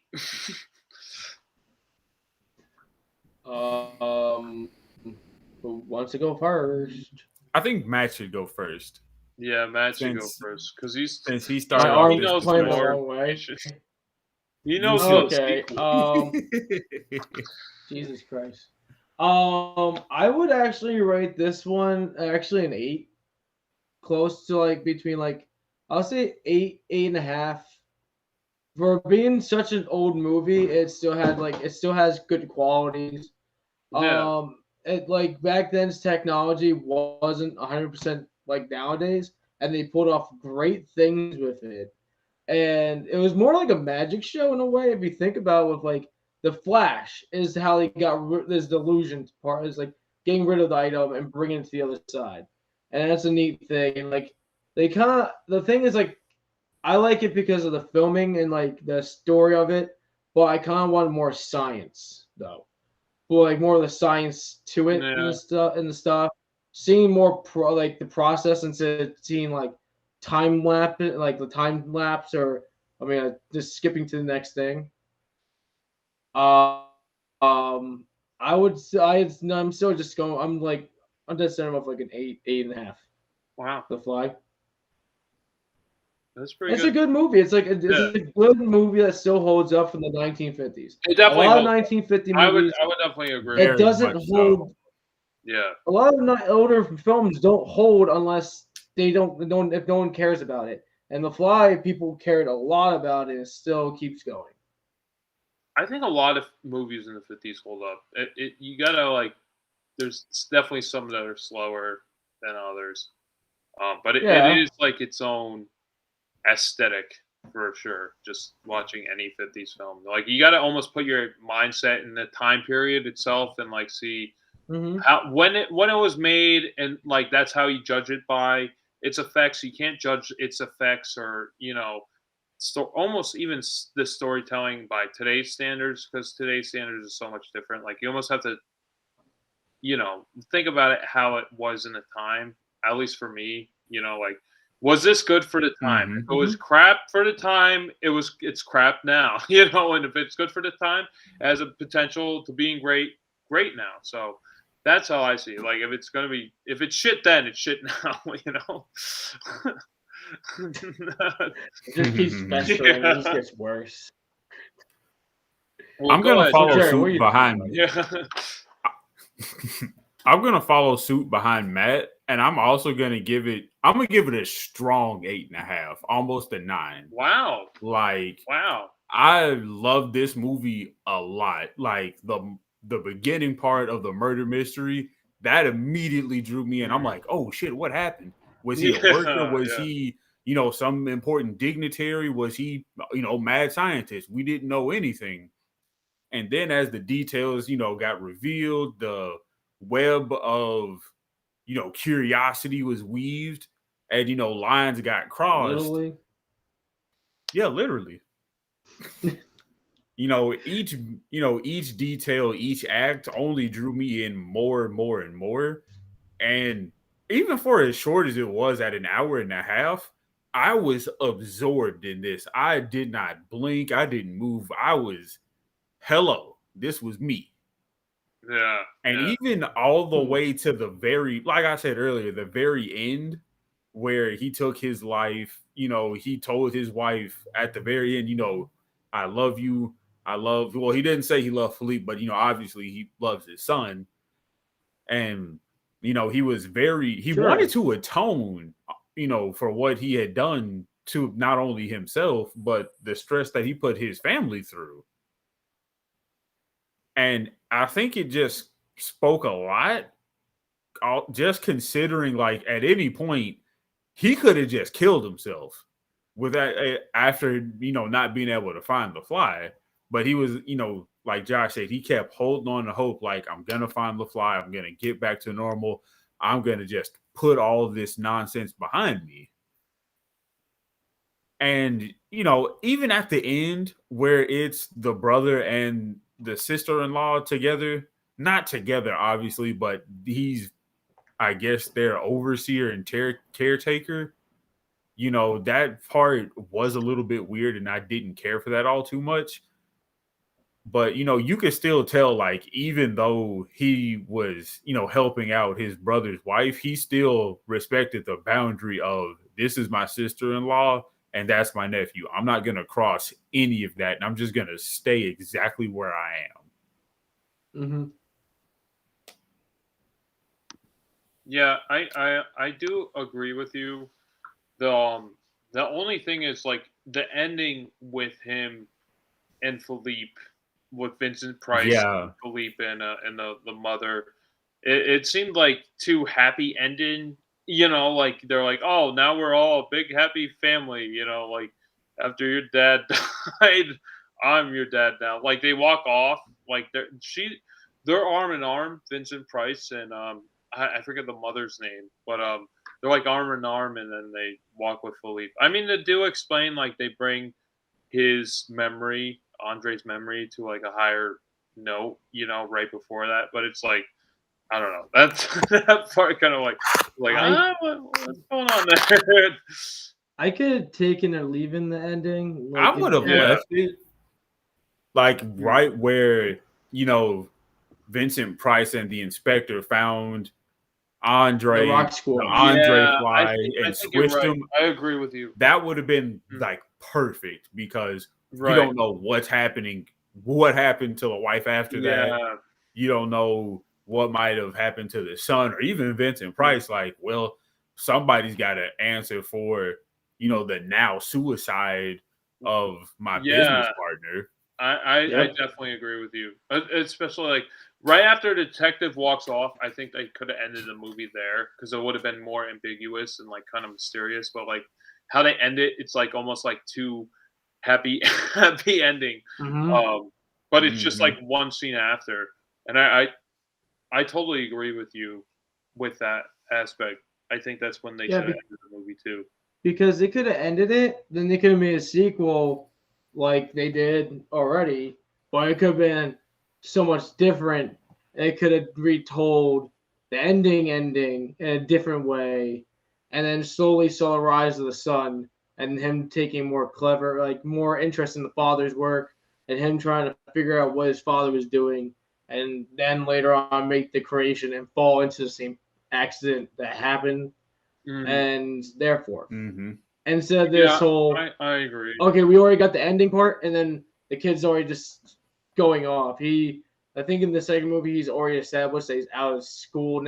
He just got freshly out of school, and he's just going on his own wits of his own ways of fixing his father's accident, or in his project, to them making his own creation in the memory of him, but.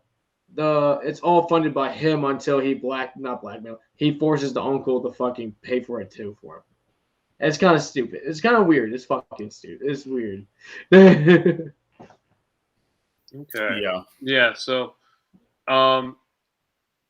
what are my final thoughts? This is. Yeah, what are your thoughts? I had stuff to say and I completely forgot them all. But that's what happens when Jerry talks. Damn it. Yeah, but I do. I love the quality of like the picture in this movie, like the colors, like that whole 50s, like the Technicolor of like the 1950s. It really pops, especially with the like the film. Like I feel like all the colors really pop, and like today it's a little more digital looking. Then it was very, I don't know, like the colors look a lot different than today's standards. I feel like they're almost more vivid, and everything kind of like is pronounced a little bit more. Vincent Price, I think he does an excellent job. I wish there was a little bit more Vincent Price in this movie because it, he opens it up. He's trying to figure out what's going on with Andre's wife, and we're all taken into the mystery, and it cuts from her perspective of the flashbacks, and I almost wish there's more Vincent Price within the center of the film. There's a lot in the beginning and a lot at the end. I wish he just kind of maybe he went into the lab or something like that. I wish he was a little bit more utilized in the center of the film, but I guess if he knew anything about it, then there would be no mystery. So there is, two sides of the coin there. But I did like the actor who played Andre. I think he was very optimistic, and I've liked his like whole light outbreak, outlook of the whole scenario. Is like, oh, we just learned how to fly planes and shoot off rockets. Why not teleport items across the world?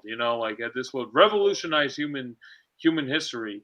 And I like his very optimistic outlook, and it like to contrast, his wife is like on the like a little bit more like skeptical about the whole situation. She's trying to she's basically saying, I don't think you should do tests on live animals.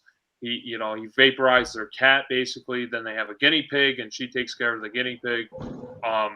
But I think I did like. I almost wish like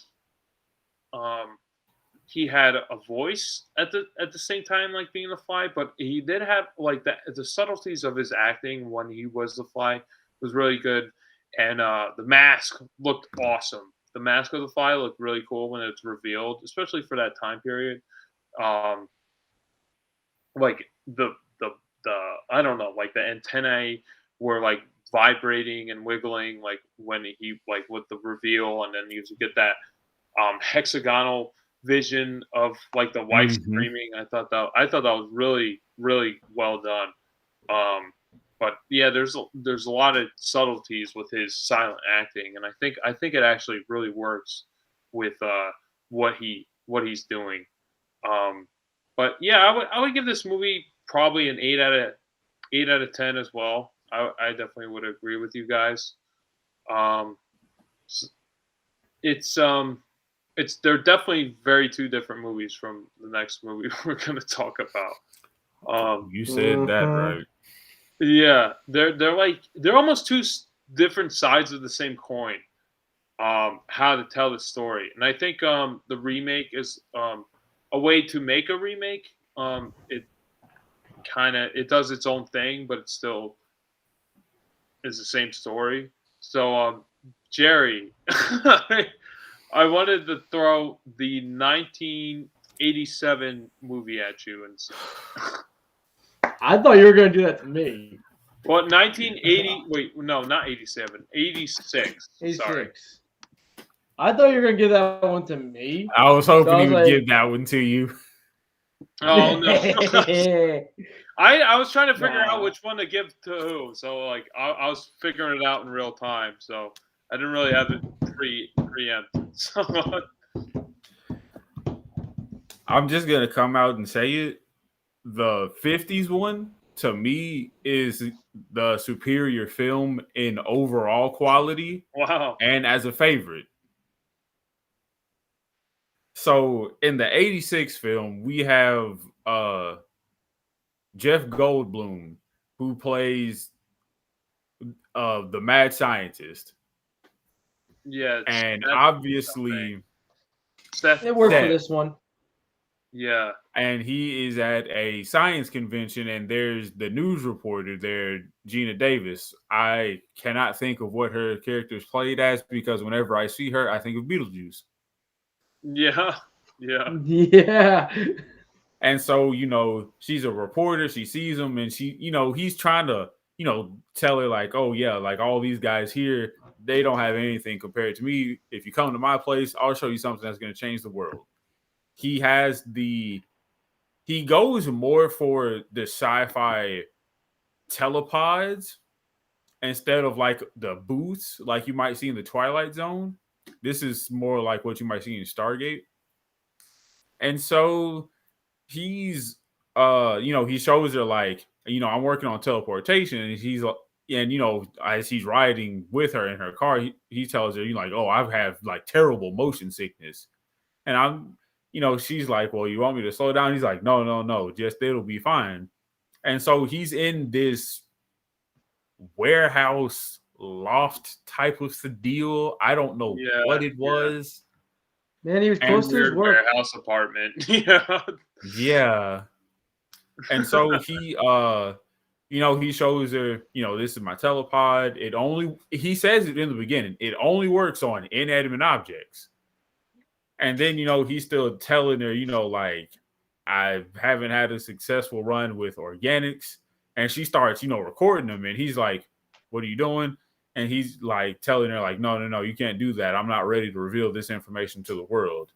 She, begins talking with her editor, who is also her ex-boyfriend.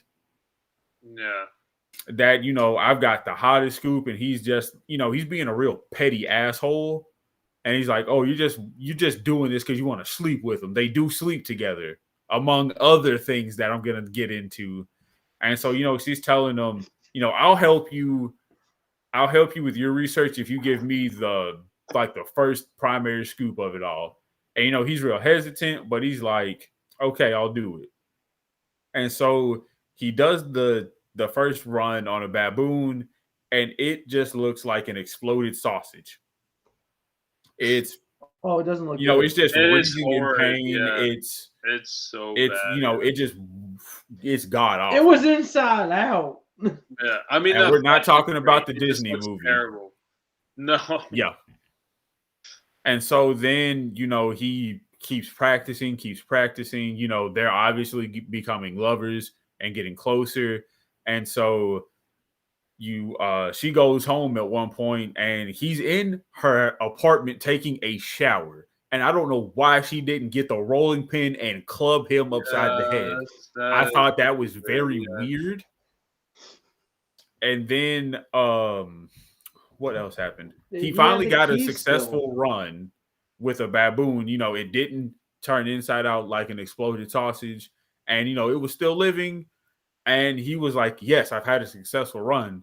And so she's like, yes, this is great. I'll be right back. I have to go talk to my editor about this envelope that he slipped under the door because he's also stalking her at this point, like an asshole.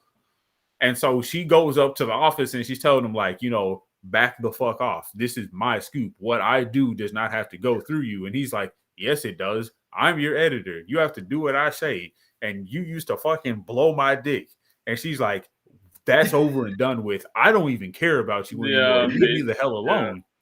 Yeah. And then in a drunken frenzy, he has Jeff Goldblum's character has the idea, well, she's obviously gone back to her editor because she's still got a thing for him. He's got a thing for her. So I'm going to fucking do a test myself.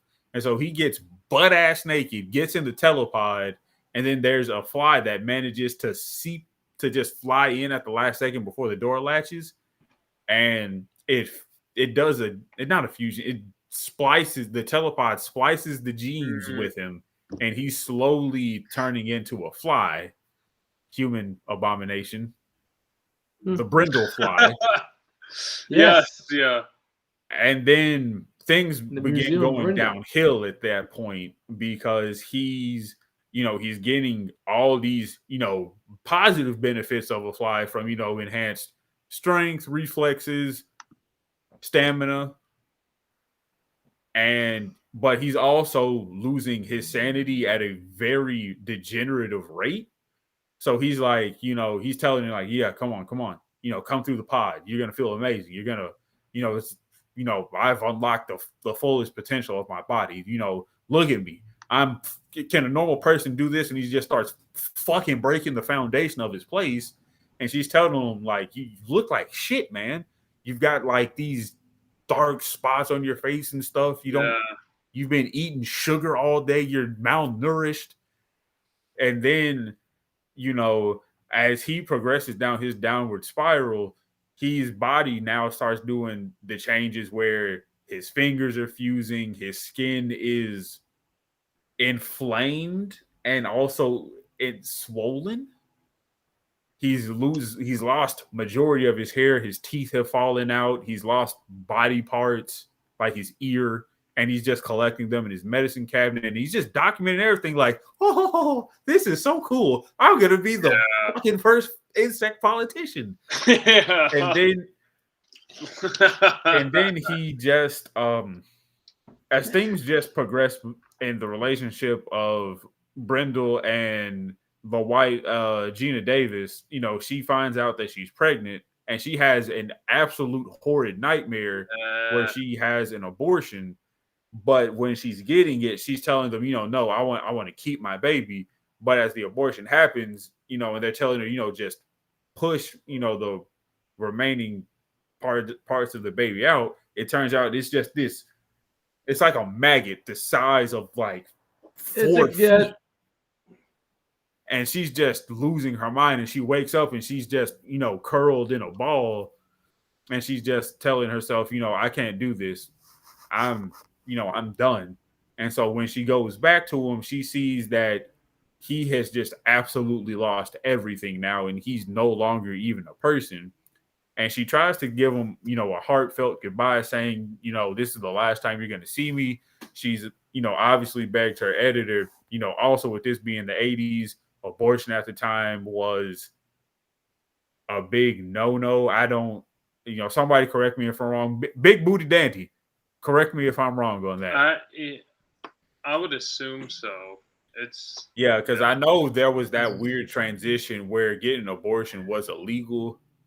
And so, she's at the hospital and she's telling the dude, you're getting this fucking thing out of me and I will kill you if you don't. And so that like the fucking Kool-Aid man, the Brundle fly crashes through the glass wall, and he's like, what are you doing here? You have our baby. Don't kill our baby. That's the last part of you. You're gonna come with me. And so he just fucking kidnaps her from this hospital to the roof of his warehouse loft apartment place, and he's just trying to reason with her like, I think I can turn back normal. But, I need that baby. Don't kill that baby. I need you. Please help me. And she's just like, okay, I'll do it. And so then asshole editor, man, he goes to the warehouse to his residence of living with a fucking 2-piece shotgun rifle. And he's just looking around like, what the hell is this? And he loads it up. He's like, and he's ready to go. And so then, like the fucking Kool-Aid man, Brundlefly just jumps down, grabs his hand, and just vomits digestive enzymes on him. And he's just like, He drops his shotgun, and then Brundlefly does the same thing to his leg. And now he's just freaking the hell out, not even thinking, well, I got one good arm. Let me do like Ethan from Resident Evil and just try to fucking kill him. And then he's just about to finish him off when Geena Davis is just begging him, no, please don't. I'll do whatever you want. Just please don't kill him. As, a final plea to save, the man who's about to get rid of that abomination growing inside of her. And he's like, okay, I want you to get in that pod. And she's like, what? he was like, yeah, get in that pod because I'm going to fuse us all together and we're going to be one big happy family. Bye, Josh. He had enough. We'll be right back after this brief intermission. No, just keep going. Keep going. And so she gets in the pod unwillingly, and actually does it. You know, the final parts of the transformation happen where he's got this fly human skull eye. He looks like a shrimp. He's got a shrimp head, honestly. Because I'm looking at this, I'm like, he's a shrimp. And so he puts her in the pod. He gets in his pod. The timer's counting down, and so the asshole editor finally works up the nerve to just crawl his busted ass over to the telepod and shoot the power cable. You know, freeing Geena Davis from being fused into an amalgamation monster, and also saving her life, but. The Brundle fly teleports, fusing now with inorganic metal and stuff. And having been through all of this, he finally asks, he can't speak at this point, but he grabs the point of the rifle and puts it to his head. And he's just asking, please, for the love of God, kill me. I can't take anymore. I want to die. I'm sick. I'm sick. I need my fix. Free me from the mortal coil. And Geena Davis is reluctant, but she does it. And the movie ends with his brains fucking plastered all over the wall. A man now crippled with one arm and one leg, and a woman carrying around a half human, half fly baby. We don't know. We don't know. She could have got pregnant earlier in the relationship and she didn't notice. Then she could have got pregnant at the time when they get mixed. We don't know, but really the time period of when she's been pregnant. All I'm saying is, we don't know. Why was he not using rubbers? Did they not use rubbers? It was the 80s. Yeah, I thought that too. that was one of my first thoughts as well. I could understand the first one, okay, this is a one-night stand. And then they, obviously become in a relationship. I'm like, okay, why are they not protecting themselves? This is when AIDS happened. Do they want AIDS? That is the beginning. You're right. Oh my God. But this was, Josh, I'm sorry, but I didn't hate this. I hated Jeff Goldblum because he was so awkward in the beginning. Yeah, I mean, he was like an awkward scientist guy, but yeah, I feel like he kind of got a little bit more normal as the relationship kind of blossomed. I feel. Yeah. When he was super dick after he turned into a fly. The shrimp. Yes. No, he turned into a shrimp. Before he turned into a shrimp. I feel like their chemistry was really good. Geena Davis and Jeff Goldblum, prior to him becoming the Fly, I thought they worked pretty well together. I just think that they slept together too quickly. That seems a little abrupt. Mm-hmm. But I guess you got to speed that up. I guess. I could have dealt with less the sleeping around parts of the movie. But that was this young woman from a bar, and he was trying to do the same thing to her. Oh yeah, and he was just he was just filling her up like a fucking custard eclair. Remember how he broke the guy's arm to get show how strong he is. Then he's like, "Oh, let's take you home." $100 though. I was watching that at work. No. I forgot that was part of it. A lot of the sex scenes. So I kept on constantly looking up watching on my this desk. at work, and I'm finished sorting my mail, so I'm watching this, and then I was I saw one titty. I'm like, oh my God.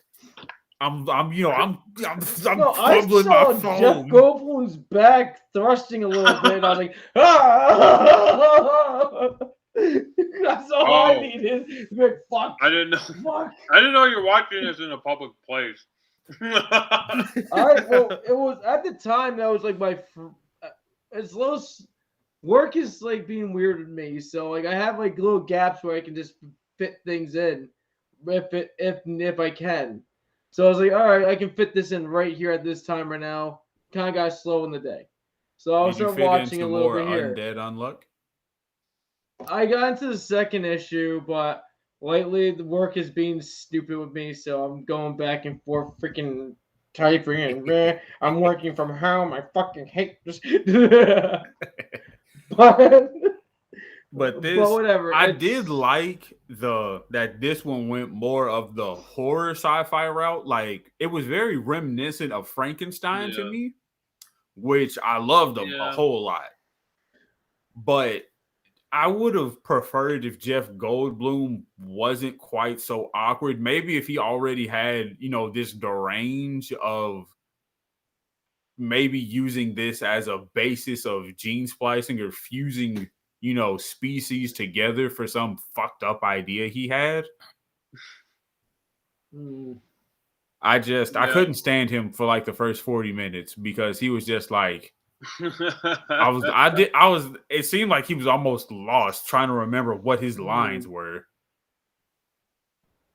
I didn't get that. I felt like when he was saying all the scientist jargon, like when he was saying all those big paragraphs, I thought he did actually a good job, like really saying great job. The expedition in such a short period of time. That's not hard. That's not easy dialogue to say when he's like, oh, the gene splices and blah blah blah blah blah. Whatever he says. I thought he did a very good job of. And at the same time, scientists and like his quirks as well. What were you saying, Matt? And at the same time, he's like this nerdy new, like feels like he's like never been with like anybody around him for a really long time. So he's like superly nervous to be near people, and he's trying to explain it. So he's adding more body action with actual acting with actual real dialogue acting. That's really great. My favorite thing he did. It's a collab. It's hard. I got one word: cheeseburger. I thought that was I like that. That was great. I did like that. Yeah, I thought the romance was pretty well handled in the beginning. Like I said, I think they slept together too quickly for my. They moved a little fast with them. I feel like they had this. But they had this too. That was a plot point with the whole baby aspect. So they kind of had to have slept with each other at that point. So like they had to have the kid in there. It did. It wasn't at least just a sex scene just to be a sex scene. It did service the plot of the film. So that's why I accepted it. I was like, oh, all right, fine. It serviced the story. But if it's just a sex scene, just to have a gratuitous sex scene for no reason, then that's a whole different story. Then I'm like, all right, what the fuck was the point of that? So it definitely at least had a point to the story line. It was a little quick for me, but it still needed to happen for the story that they're trying to tell. And all the abortion stuff was like pretty like those undertones. I was like, oh no.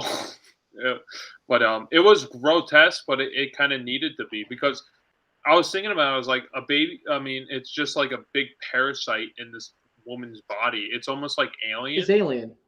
Yeah, it's almost like Alien, but it's a maggot. But she doesn't know it's a maggot. It's like her imagination running wild with her. But it could be anything. Person. She doesn't know. It's a xenomorph. And Jeff Goldblum's basically become more and more animalistic. So like all he wants to do is spawn and produce more of his offspring. So like him trying to protect this baby, so-called, it actually makes a lot of sense for his character. And Jerry, I the first time I watched this movie, I was not really impressed, but the second time I watched it, I got a lot more out of it this last viewing, and I actually like it a lot more than I did the first time because I was like completely with you. I was so for the 1958 film when I saw that. Then I saw the remake, and I was like, I like the 58 movie better. But this time around, like, I don't know, my opinion almost flipped. It didn't like flip 100%. Like I almost feel like they're equivalent to each other.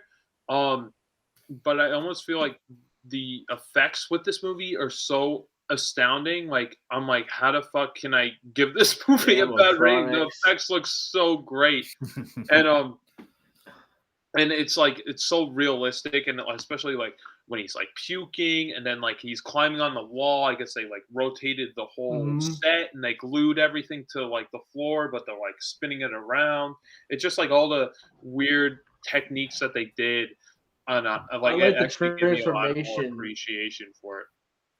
I love the transformation part when she ripped off his jaw, and then his face just separates, knowing that he's just a shell of a person now. He's a shrimp. After she does that, and he's the bug. He's just that's thick. Yeah. He's a krill. It was at the last moment. He was a krill at that point. I was looking for feelers, claws, antenna, the whole nine. Well, I guess he's like part human, part fly, so it's gonna have like be like fly with like gross skin color. So I guess that's why it's more like krill looking, because it's like a reddish blood looking fly, you know? So it's like almost having like an exoskeleton, but like all the inner organs are on the outside as well. Like it just looks fucking all grotesque and fucked up. And the thing I didn't understand, this is a minor nitpick, but like why a baboon? Wouldn't it be cheaper? Like Vandalo makes sense, like using their house cat, you know, as the first test subject. Yeah, because I'm like, aren't baboons a protected species? Yeah, like baboons are like, hard to come by. It's not like an easy thing, like a guinea pig, like a literal guinea pig that they have in the first movie. Like I thought, like he might use a pigeon, you know, something because it's obvious they're in like the city. No, he's maybe just a walking mouse down the or pet rat store and just finds the right. baboon. Yeah, I mean, I guess it's the baboon is more cinematically interesting to look at. Like a baboon, like is more interesting to look at than like a mouse. I guess, you know, it's like more exotic. Well, like the thing is. It didn't really make any logical sense for the movie's sake, you know. But it's cool to see a baboon in a movie. Well, the thing is with the baboon thing is like he had like two of them because he said, "Oh, I'm sorry, I killed your brother." Such and so. I hope you don't hate me. Blah blah blah blah and all that stuff. But like the thing is like the baboon disappeared in the movie, and I was wondering where the baboon. The baboons. Because baboons will make noises, do all kinds of things. It would have been like Josh said, it'd be easier dealing with how the original movie went with like guinea pigs and like more like the cat. Because that's like, okay, that's more easy to forget about because they're not making that much noises. Or the cat definitely died. Sorry, my whole covering up the story. But he's definitely dead, and you would understand that the cat's missing because the science project went wrong. But like the baboon things is like you would still hear baboons howling in the background or something moving in the cage. So they forgot all about the baboon. Is there a sequel to this? Yes, there is. There is a sequel, but like it's supposed to be like the son, I guess. It's supposed to be like it is. Yep. It's supposed to be the son that's supposed to be born. He's like part fly or some shit because she's still pregnant with the baby at the end of the film. But going back, there is an explanation for the baboon. It's a deleted scene. I guess he puts the baboon, like this is when he's like in mid transformation. He's all grotesque and like pussy looking. He does put the baboon in the pod and also a cat and like conforms them into one being, like how he is with the fly. I guess like just to see what would happen. Did they not make it? They are fucking. It's disgusting looking. It's just like a cat arm, baboon hands, and like a face. Well, he ends up murdering it with like a metal pipe or something. Like he just like smashes it in the face. Like I guess at this point it's like it's I want to look this up. I guess it's supposed to be like his lowest, like one of his lower moments. Like he's like so lonely that he tried to make something that's kind of like him, but it's not. It's two different animals. Yeah, because just I to picked relate that to up something. definitely Yeah. at the scene where Geena Davis went back and he was begging for help. Because you could see that he wanted his old life back. Because I mean, Geena Davis, she was an attractive woman, and he was like, I'm the cock of the walk. She just bought me a new leather jacket. We're going on dates. Cheeseburger. Right, yeah, we're going to Florida. Yeah. I guess Jeff Goldblum and Geena Davis were dating at the time, so that's why their chemistry works in this film. Like I could tell. Well, I thought they really worked together, especially in the first half. The second half, like obviously it's it's not the love story anymore. It like starts out as like almost a romantic comedy, and then it turns into a horror film, which is kind of an interesting juxtaposition for a film like this. So that's I did like it a lot better the second time. The first time, I was like, this is just smut. This is like. Just because I'm like, especially with the editor, the editor character. He's like, why don't we just sleep with each other? We don't have to have any love relations or something. I'm like, oh, you're. Maybe I'll feel the same if I watch it one more time, but I couldn't do it. It's the sex, and and the fact is that this is the 80s and I didn't see not one condom wrapper at all. I'm just like, dude, these people, they want syphilis. Yeah, no, I can't. I can't disagree with you there. Like, yeah, there is a lot of questions with that, but it does service the plot. So that's what I appreciate about it. It's not just sex just to have sex. It does have service to the end of the movie, and like. I do like the transformation and like the little ticks that Jeff Goldblum has. Like when he first kind of becomes a fly, he's like twitching a little bit. Now those I thought were perfect. Yeah, because he was embodying the mannerisms of a fly. Because he was just just real like twitchy. He was like fidgeting almost. His hands were always busy. His body was just always doing something. Yeah, and then, I did realize that. Yeah. Even more so when he was, just swollen and getting close to being the point of, turning into the fly when Geena Davis knocked his jaw off. Like even then he was just, it's like he had 50 cups of coffee and he was just jacked on just energy. Yeah, I guess he would drink coffee before like each set. So like he would be all jittery. Okay, I just found the deleted scene. Yeah, you watched it? I Did watched. You watch it? I watched. The thing attacks him. I was wondering what you were doing. Yeah. Oh my. Oh jeez. It's just. Oh no. It's not good. I do almost wish that was the movie. I think it would have made it a little more tragic. Yeah, that would have definitely played more into his, degenerative state. Mm-hmm. Well, the thing is, like, there's a part at the end. When he realizes that he is no longer able, he's no longer human 100% anymore. And a arm, like a claw thing, comes out of his chest, and it's like a feeler or something, like a claw. Oh. And he rips it off of him. And he throws it down. He's on the roof right now. He throws it off the roof, and it slides off the roof and lands on the ground. You can see it twitching still, like it's still alive. And he's just like, "Oh no! Like this is fucked. Like I'm not okay." Yeah, and then this goes down. It's kind of gross. If you see a naked Goldblum. A naked Goldblum bodysuit thing, and it's just gross because you see all the bumps, everything. It's just, it's gross. It's not okay. Well, yeah, the hybrid is not okay. That did not function right. And he does take a lead pipe and just bop into freaking death.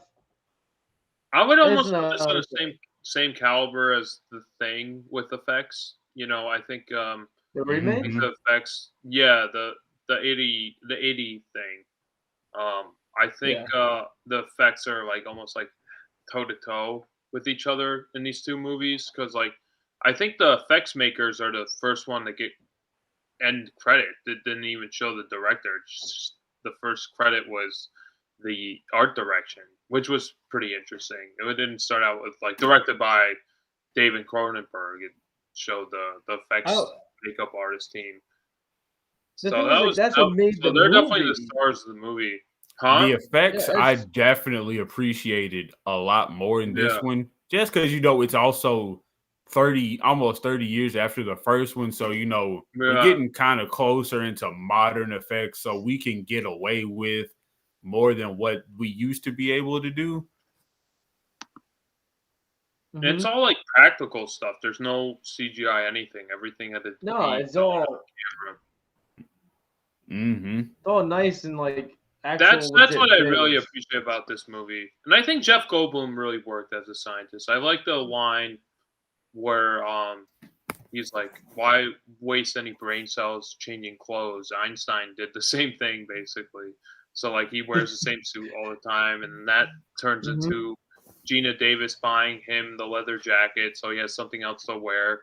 No, I actually appreciated this movie a lot more this viewing than I did the first time, because I feel like I just kind of, at least I knew what to expect. So I was looking, I don't know. It just gave me a different aspect to the movie. So I appreciated it a lot more this time, because I was almost with Jerry. I was like, this is just smut and just grotesque, and this sucks. No, I didn't. Well, it didn't suck, but the 50s one, I liked a lot more. And I would almost put these on par with each other. But the thing is, what are you gonna say, Matt? The thing is with this movie is that it gave me what I was missing from the original. To me, so to me, I wanted to see more transformation. I wanted to see him going through it all. I wanted the science, him doing all the science, him needing the computer that he's voice talking to it. I could have lived without that part, some of the more future stuff to it. Yeah. But his all the science terms and all the science stuff, and him going through more processing of it and going through the whole setup. And the funny thing, the thing is, Jeff Goldblum, he just keeps going to a scientist role almost every movie. He's kind of every decade. Because 80s he was The Fly, 90s he was freaking and then in and I think it was the end of the 90s or early 2000s he was in Independence Day. He was a scientist. He was. It just feels like he's meant to be the scientist character, even though the Independence won him. I could have It was I felt like that was his last leg of scientist, but it just feels like it was fitting for him at the time. I don't like Independence. And he was just doing good. What are you gonna do? It's so stupid. I hate that movie. The second one was even worse. They should have left it at the first one. They should have lived without the second one.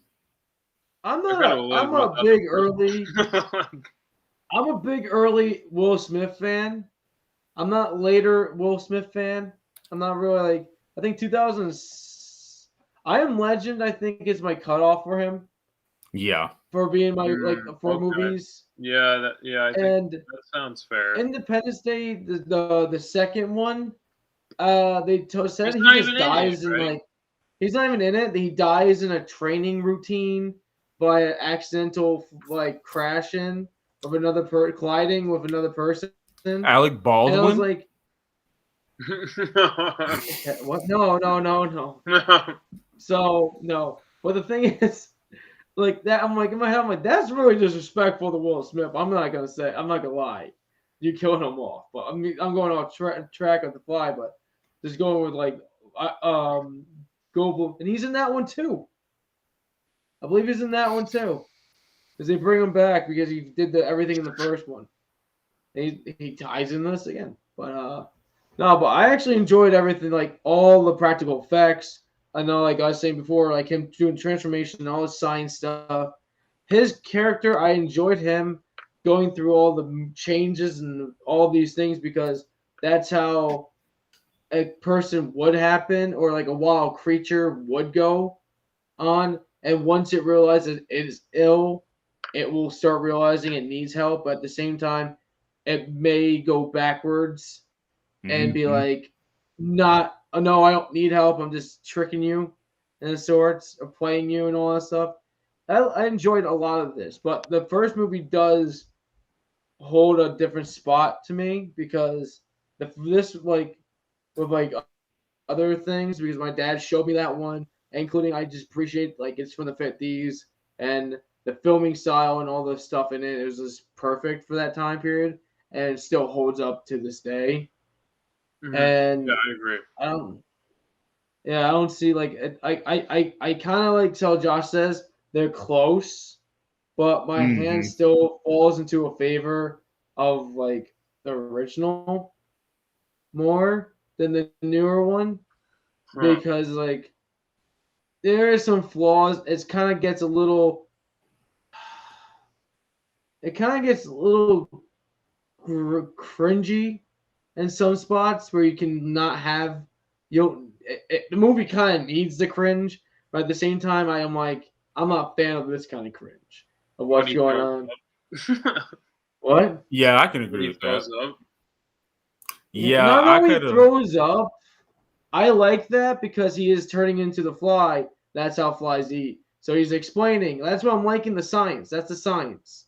The that was still gross, and I was eating dinner. I was eating lunch when I watched it. That's awesome. Oh man, I was like, this makes me want to vomit. No, it's more like the cringe parts is like the girl from the bar, him turning into like him trying to like have his way with not the scientist, the reporter woman, that stuff, like when she's refusing, all of that stuff. Like it kind of cringes me out with some of the things because he's just like just being weird and not what I want him to be any like at the time for the movie. And the other guy, the freaking the boss, the editor, he's kind of like asshole editor. He has some kind of a cringe moment. I think he's just a floating cringe that saves the day a little bit at the end. A little, he kind of pulls like trying to make his way in to be a good guy again, but he's still a cloud of cringe. He does have his redemption at the end of the. Yeah, at the end, he turns everything around. I wasn't expecting me to root for the guy at the end of the film when his like hand is getting digested and his foot's getting digested. You know, he saves Judy, Geena Davis, at the end of the movie, and he's the reason why her pod doesn't fuse with his pod, and they one whole happy family like you were saying. I love the pods. I kind of enjoy these pods though.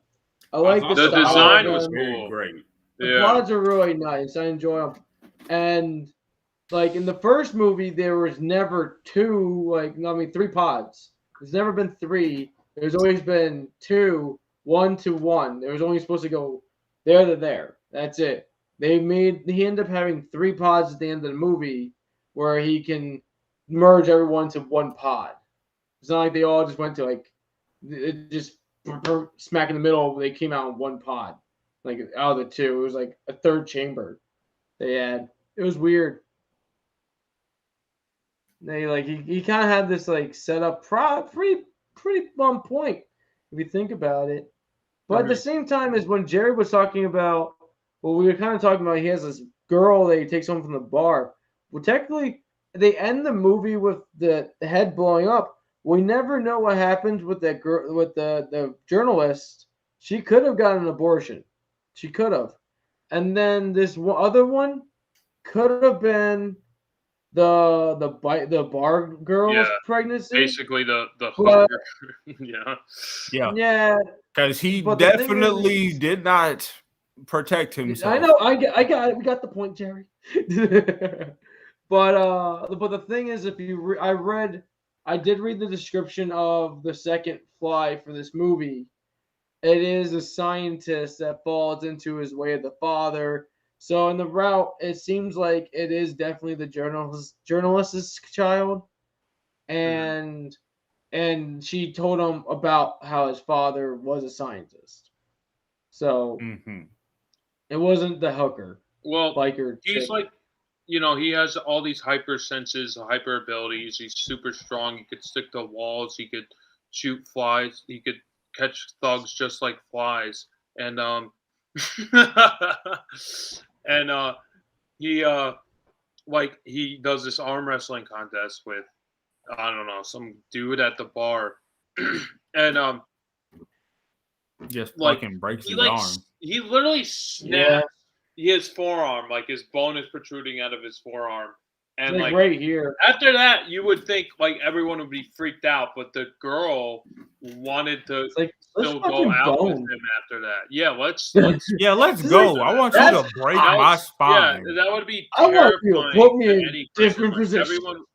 Everyone would want to be as far away from that individual as possible. And she was like, "No, this is hot. Like, I'm totally into this." She literally said, "I want you to knock my uterus behind my rib cage." Oh my! That's what she told that man.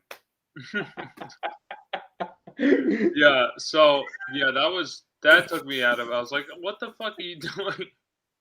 Like any person would be terrified at that. Yeah, like that bothered me a lot. I agree, because I'm like, this man just had his fucking arm broken. Why is nobody trying to? Well, obviously nobody can beat him up, but why is nobody calling the police? Right. Well, technically, you're at a bar. Usually, at a bar, a fight happens when someone grabs a stool or someone has the random baseball bat behind the freaking bar.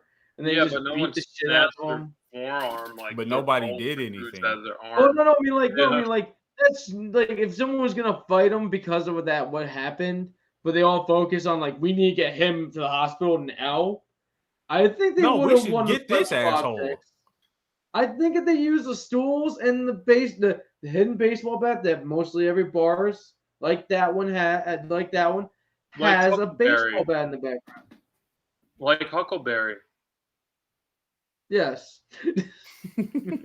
Well, if you watch Halloween Kills, you would know what I'm talking about. Yes. I forgot that got a Louisville Slugger. Yeah. Fucking Huckleberry. Oh, so all right. So what are your ratings and thoughts on The Fly? 80. I'll take it this time, Matt. Don't worry. Okay. Yeah.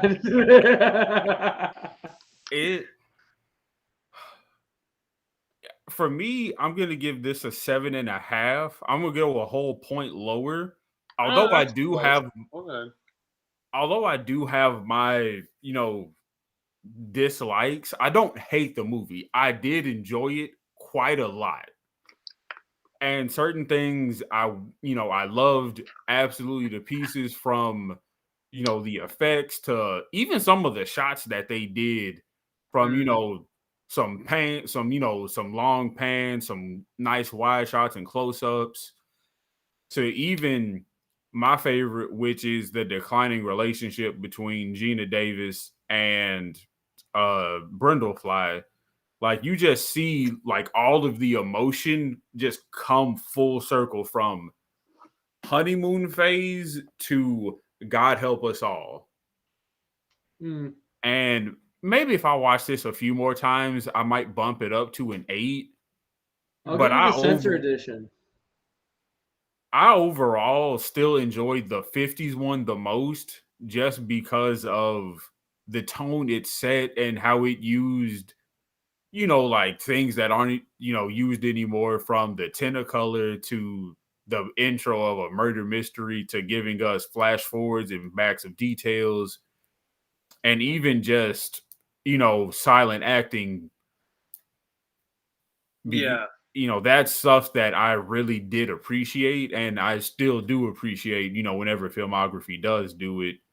But the 80s rendition of The Fly, it does have its charms about it. I was keeping an open mind because I was like, okay, this has, some really nice tidbits that was left out of the first one I really wanted to see. And I was really expecting I really want her to just start saying Beetlejuice so we could just fix everything. But even her acting, as far as, playing the star-eyed reporter getting the big scoop to playing the victim of, obviously a freak accident, was just, I don't think they could have cast a better duo to do this with. No. Even with the asshole editor. And like, this was, I probably wouldn't play this one at a Halloween party just because of some of the so grotesque. The gratuitous of it. Yeah. But definitely if somebody said like, oh, let's watch something on kind of the more like body horror side of it, I would definitely say, oh, well, let's watch the 86 version of The Fly. Mm-hmm. And I might watch this one again next year with, open eyes and see how I feel about it. I'm open to it, but I definitely can't let it beat out the first one. The first one, I just loved everything about it. So for this one, I'm sticking with a solid 7.5, future 8 in the making. Matthew. No, do that. Jerry explained this very well. My rating went higher to a 9. Thank you, Gina. For this movie? No, I'm joking. No. I'm joking. I wanted to see Jerry's reaction. No, with me. So like with this movie, I was like, with the first movie, I'm bouncing between like an 8 and like an 8.5. But like, if I really want to the first movie, the original movie, I'm gonna really just plaster it into like an 8.5. Mm-hmm. And this movie will fall right behind on the 8, a solid 8. And because like the first movie, like Jerry says, it's actually is really great. And I have a more like a thing with it. My dad like showed me the movie, so that adds to it more. So it's like, oh, this is great. My dad never showed me the 86 one. I had to discover it on freaking AMC and shit like that. Sad thing is, I think it's still on AMC. It's like AMC. Yeah, it's still on there for a couple of days. Yeah, like I was looking for it at one point before the podcast. I was like, oh, it's at 12:15. The Fly, 1986, and I was like, I don't have that anymore, so I'm screwed. All right, whatever. Well, I found it on Amazon anyway, but no, so this one doesn't have like that much attached to it towards the 1958 edition had. So like I said, I had like an 8, but like if it did have like that, my dad showed me, or someone that part of my family or friends showed me and gave it more of a story, then it would be on like 8.5 level with it. I get that nice boost. But so like it's an 8.5. I like that. Like I said, I liked all the graphics, like all the practical and all the like the science and stuff. So I enjoyed it. I do think they could have relaxed on the whole reproduction shit going on a little bit, like eased up on it. I get it if it was like later, like if it was later in the movie, not just like almost like 30-minute marker, like 20, 30-minute marker area. Like I sound like a prude, but whatever. But you all sound like prudes throughout this one with this movie. But now I would feel like I would watch, depending on like if I did like Jerry said with like a Halloween party, I would play either one, depending on who is at the Halloween party. If there's children at the Halloween party, definitely 1958.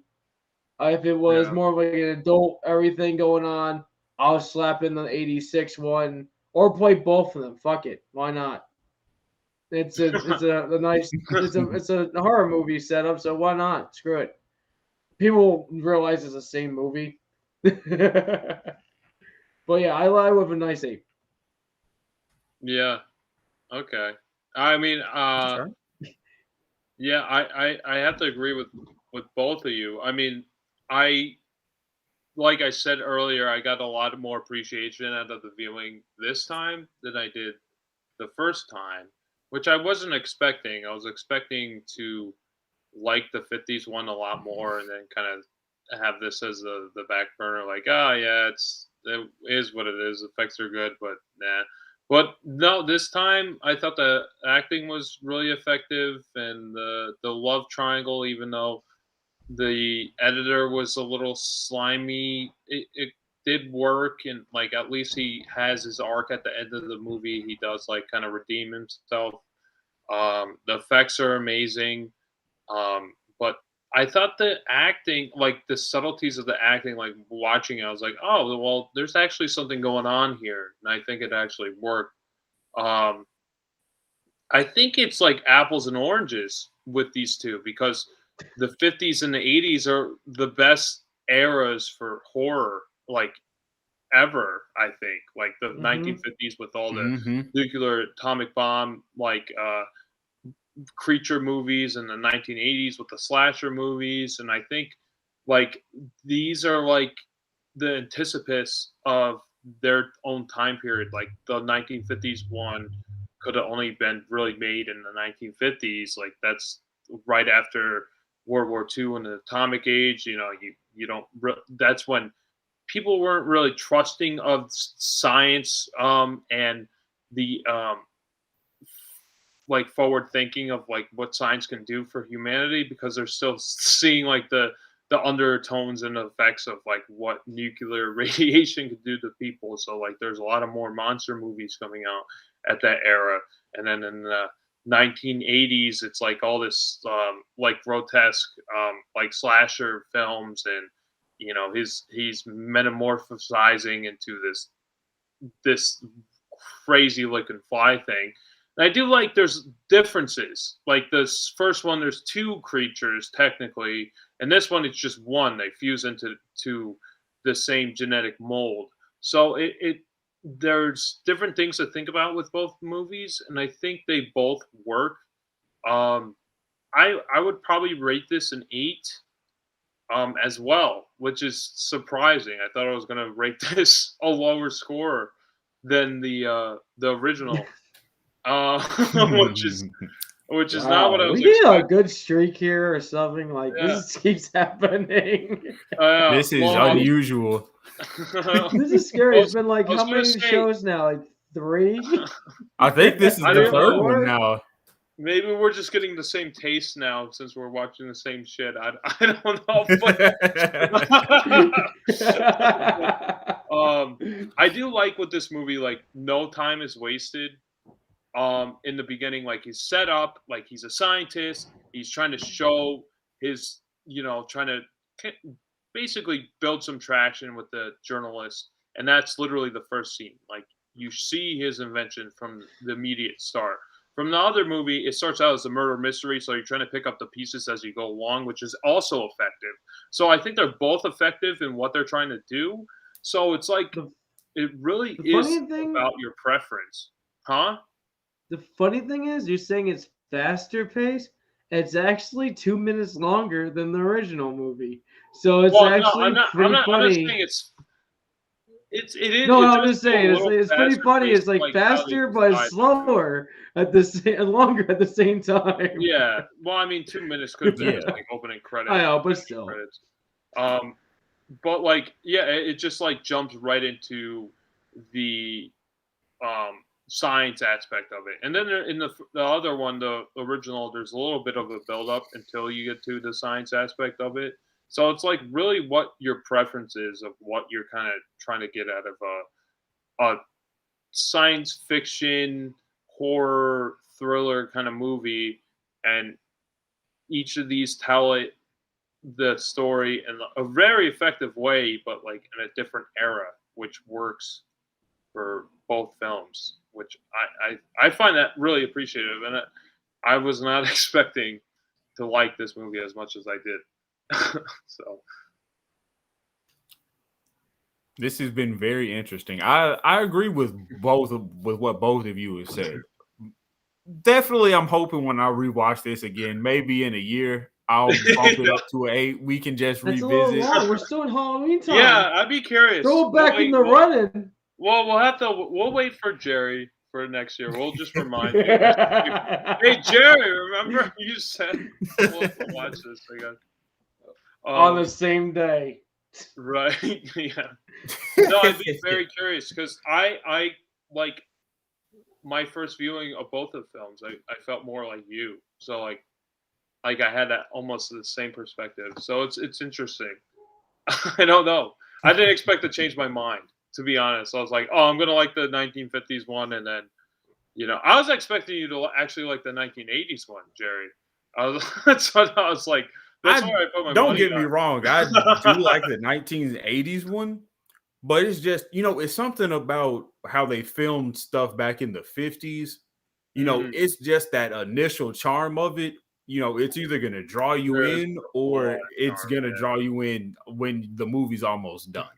Yeah. And this one, I've watched me a lot of sci-fi stuff, and I was like, okay, he's not wasting any time. He's got the pods, he's set up, he's already fucked up and fused with the fly. I'm like, okay, I'm here for all of this. But it was just more of the subtle nuances of the 50s, how it was a father's careless mistake that broke up a happy home.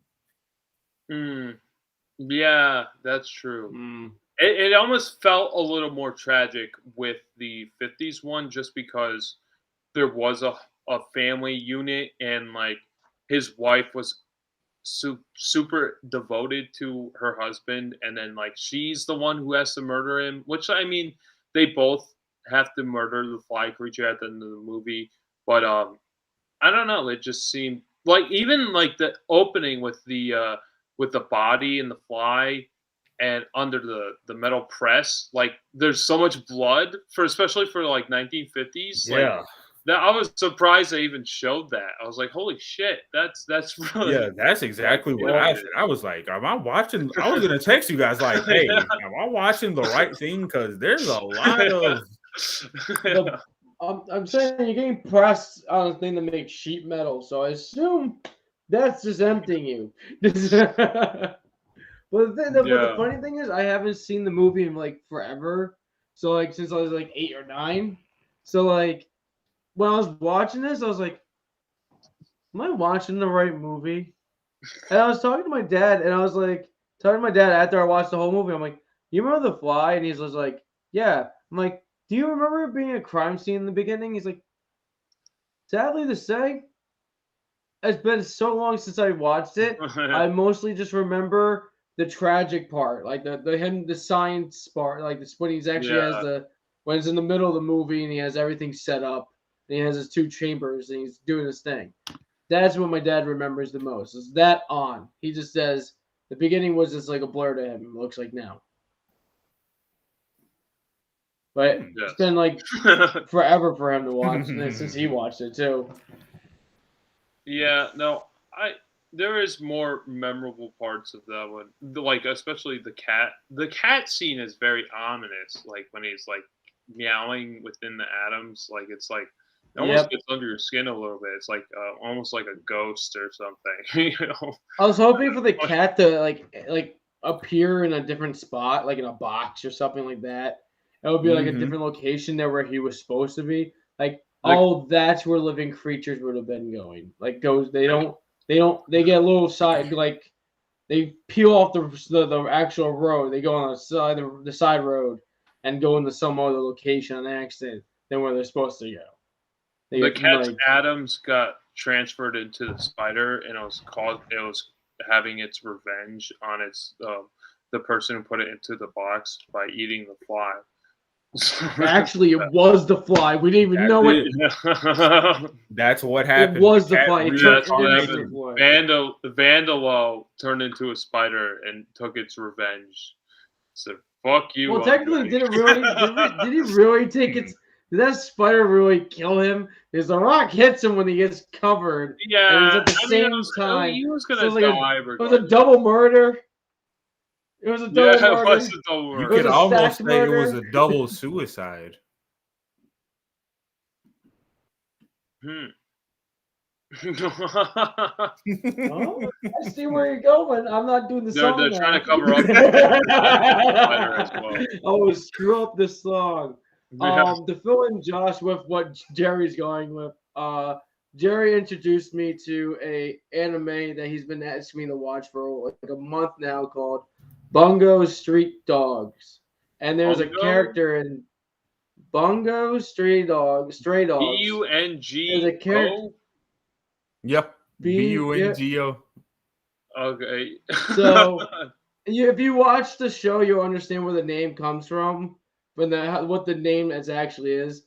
Again, they kind of fill you in with the details of it, but like there's a character in the show named Dasai, and all he talks about is suicide. He needs to commit suicide. And at one point, like only in the second episode, he realizes single suicide is not like beautiful. Double suicide with a gorgeous woman is the best way to go. And he has a song he makes up for it. He sings it like throughout the series. It's pretty fucking like funny, but at the same time depressing because he sings at the wrong times and all this shit. Yeah, I fill you in with that. It's not a bad show. If you guys haven't seen it, try it out. It's got 3 seasons and a movie. And it's got an upcoming live-action movie. Is there a lot? Where do you watch it? You told me about that one. What? Where do you watch it? You can watch it on Crunchyroll, Funimation, and maybe I'll say Hulu? I think it's off of Hulu, because that's how I watched it initially. Yeah. They might have put it back on. I know it's on Crunchyroll and Funimation at the moment, and the movie's on both too. Crunchyroll, you can watch it dubbed, I believe, for free, but you will have ads. Funimation, you'll be just watching it subbed with ad. No, wait. No, wait. I think you can. No, you can watch both. So you watch mostly sub if you don't pay for Funimation on it. Nice. Well, I know we have a recommendation for next episode. So Jerry, what do you have to behold us bestow upon next us? week? With it being Halloween, I felt it was only proper to bring in a classic and then also a classic from my childhood.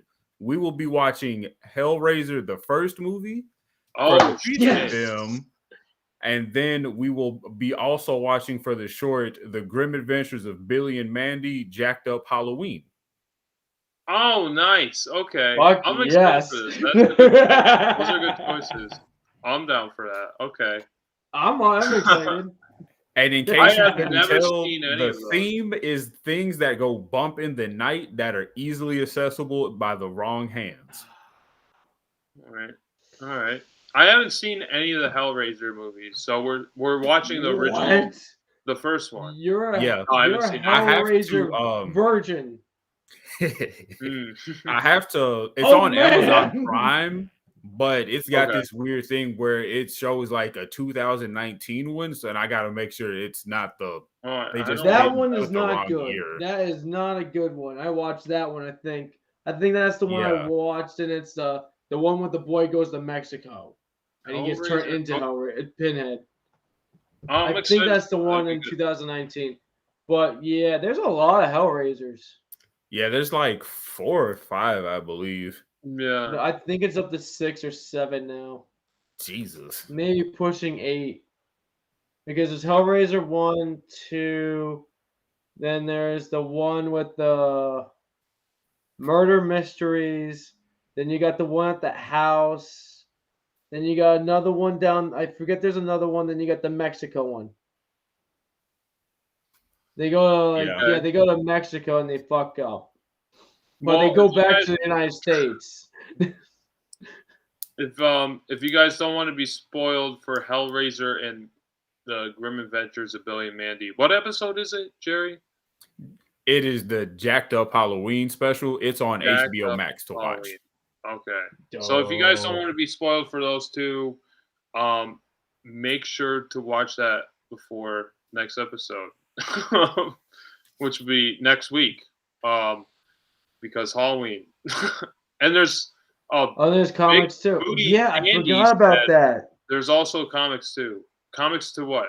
Billy and Mandy? Billy and Mandy, I believe they have their own comics, and Hellraiser has. Yeah, they do.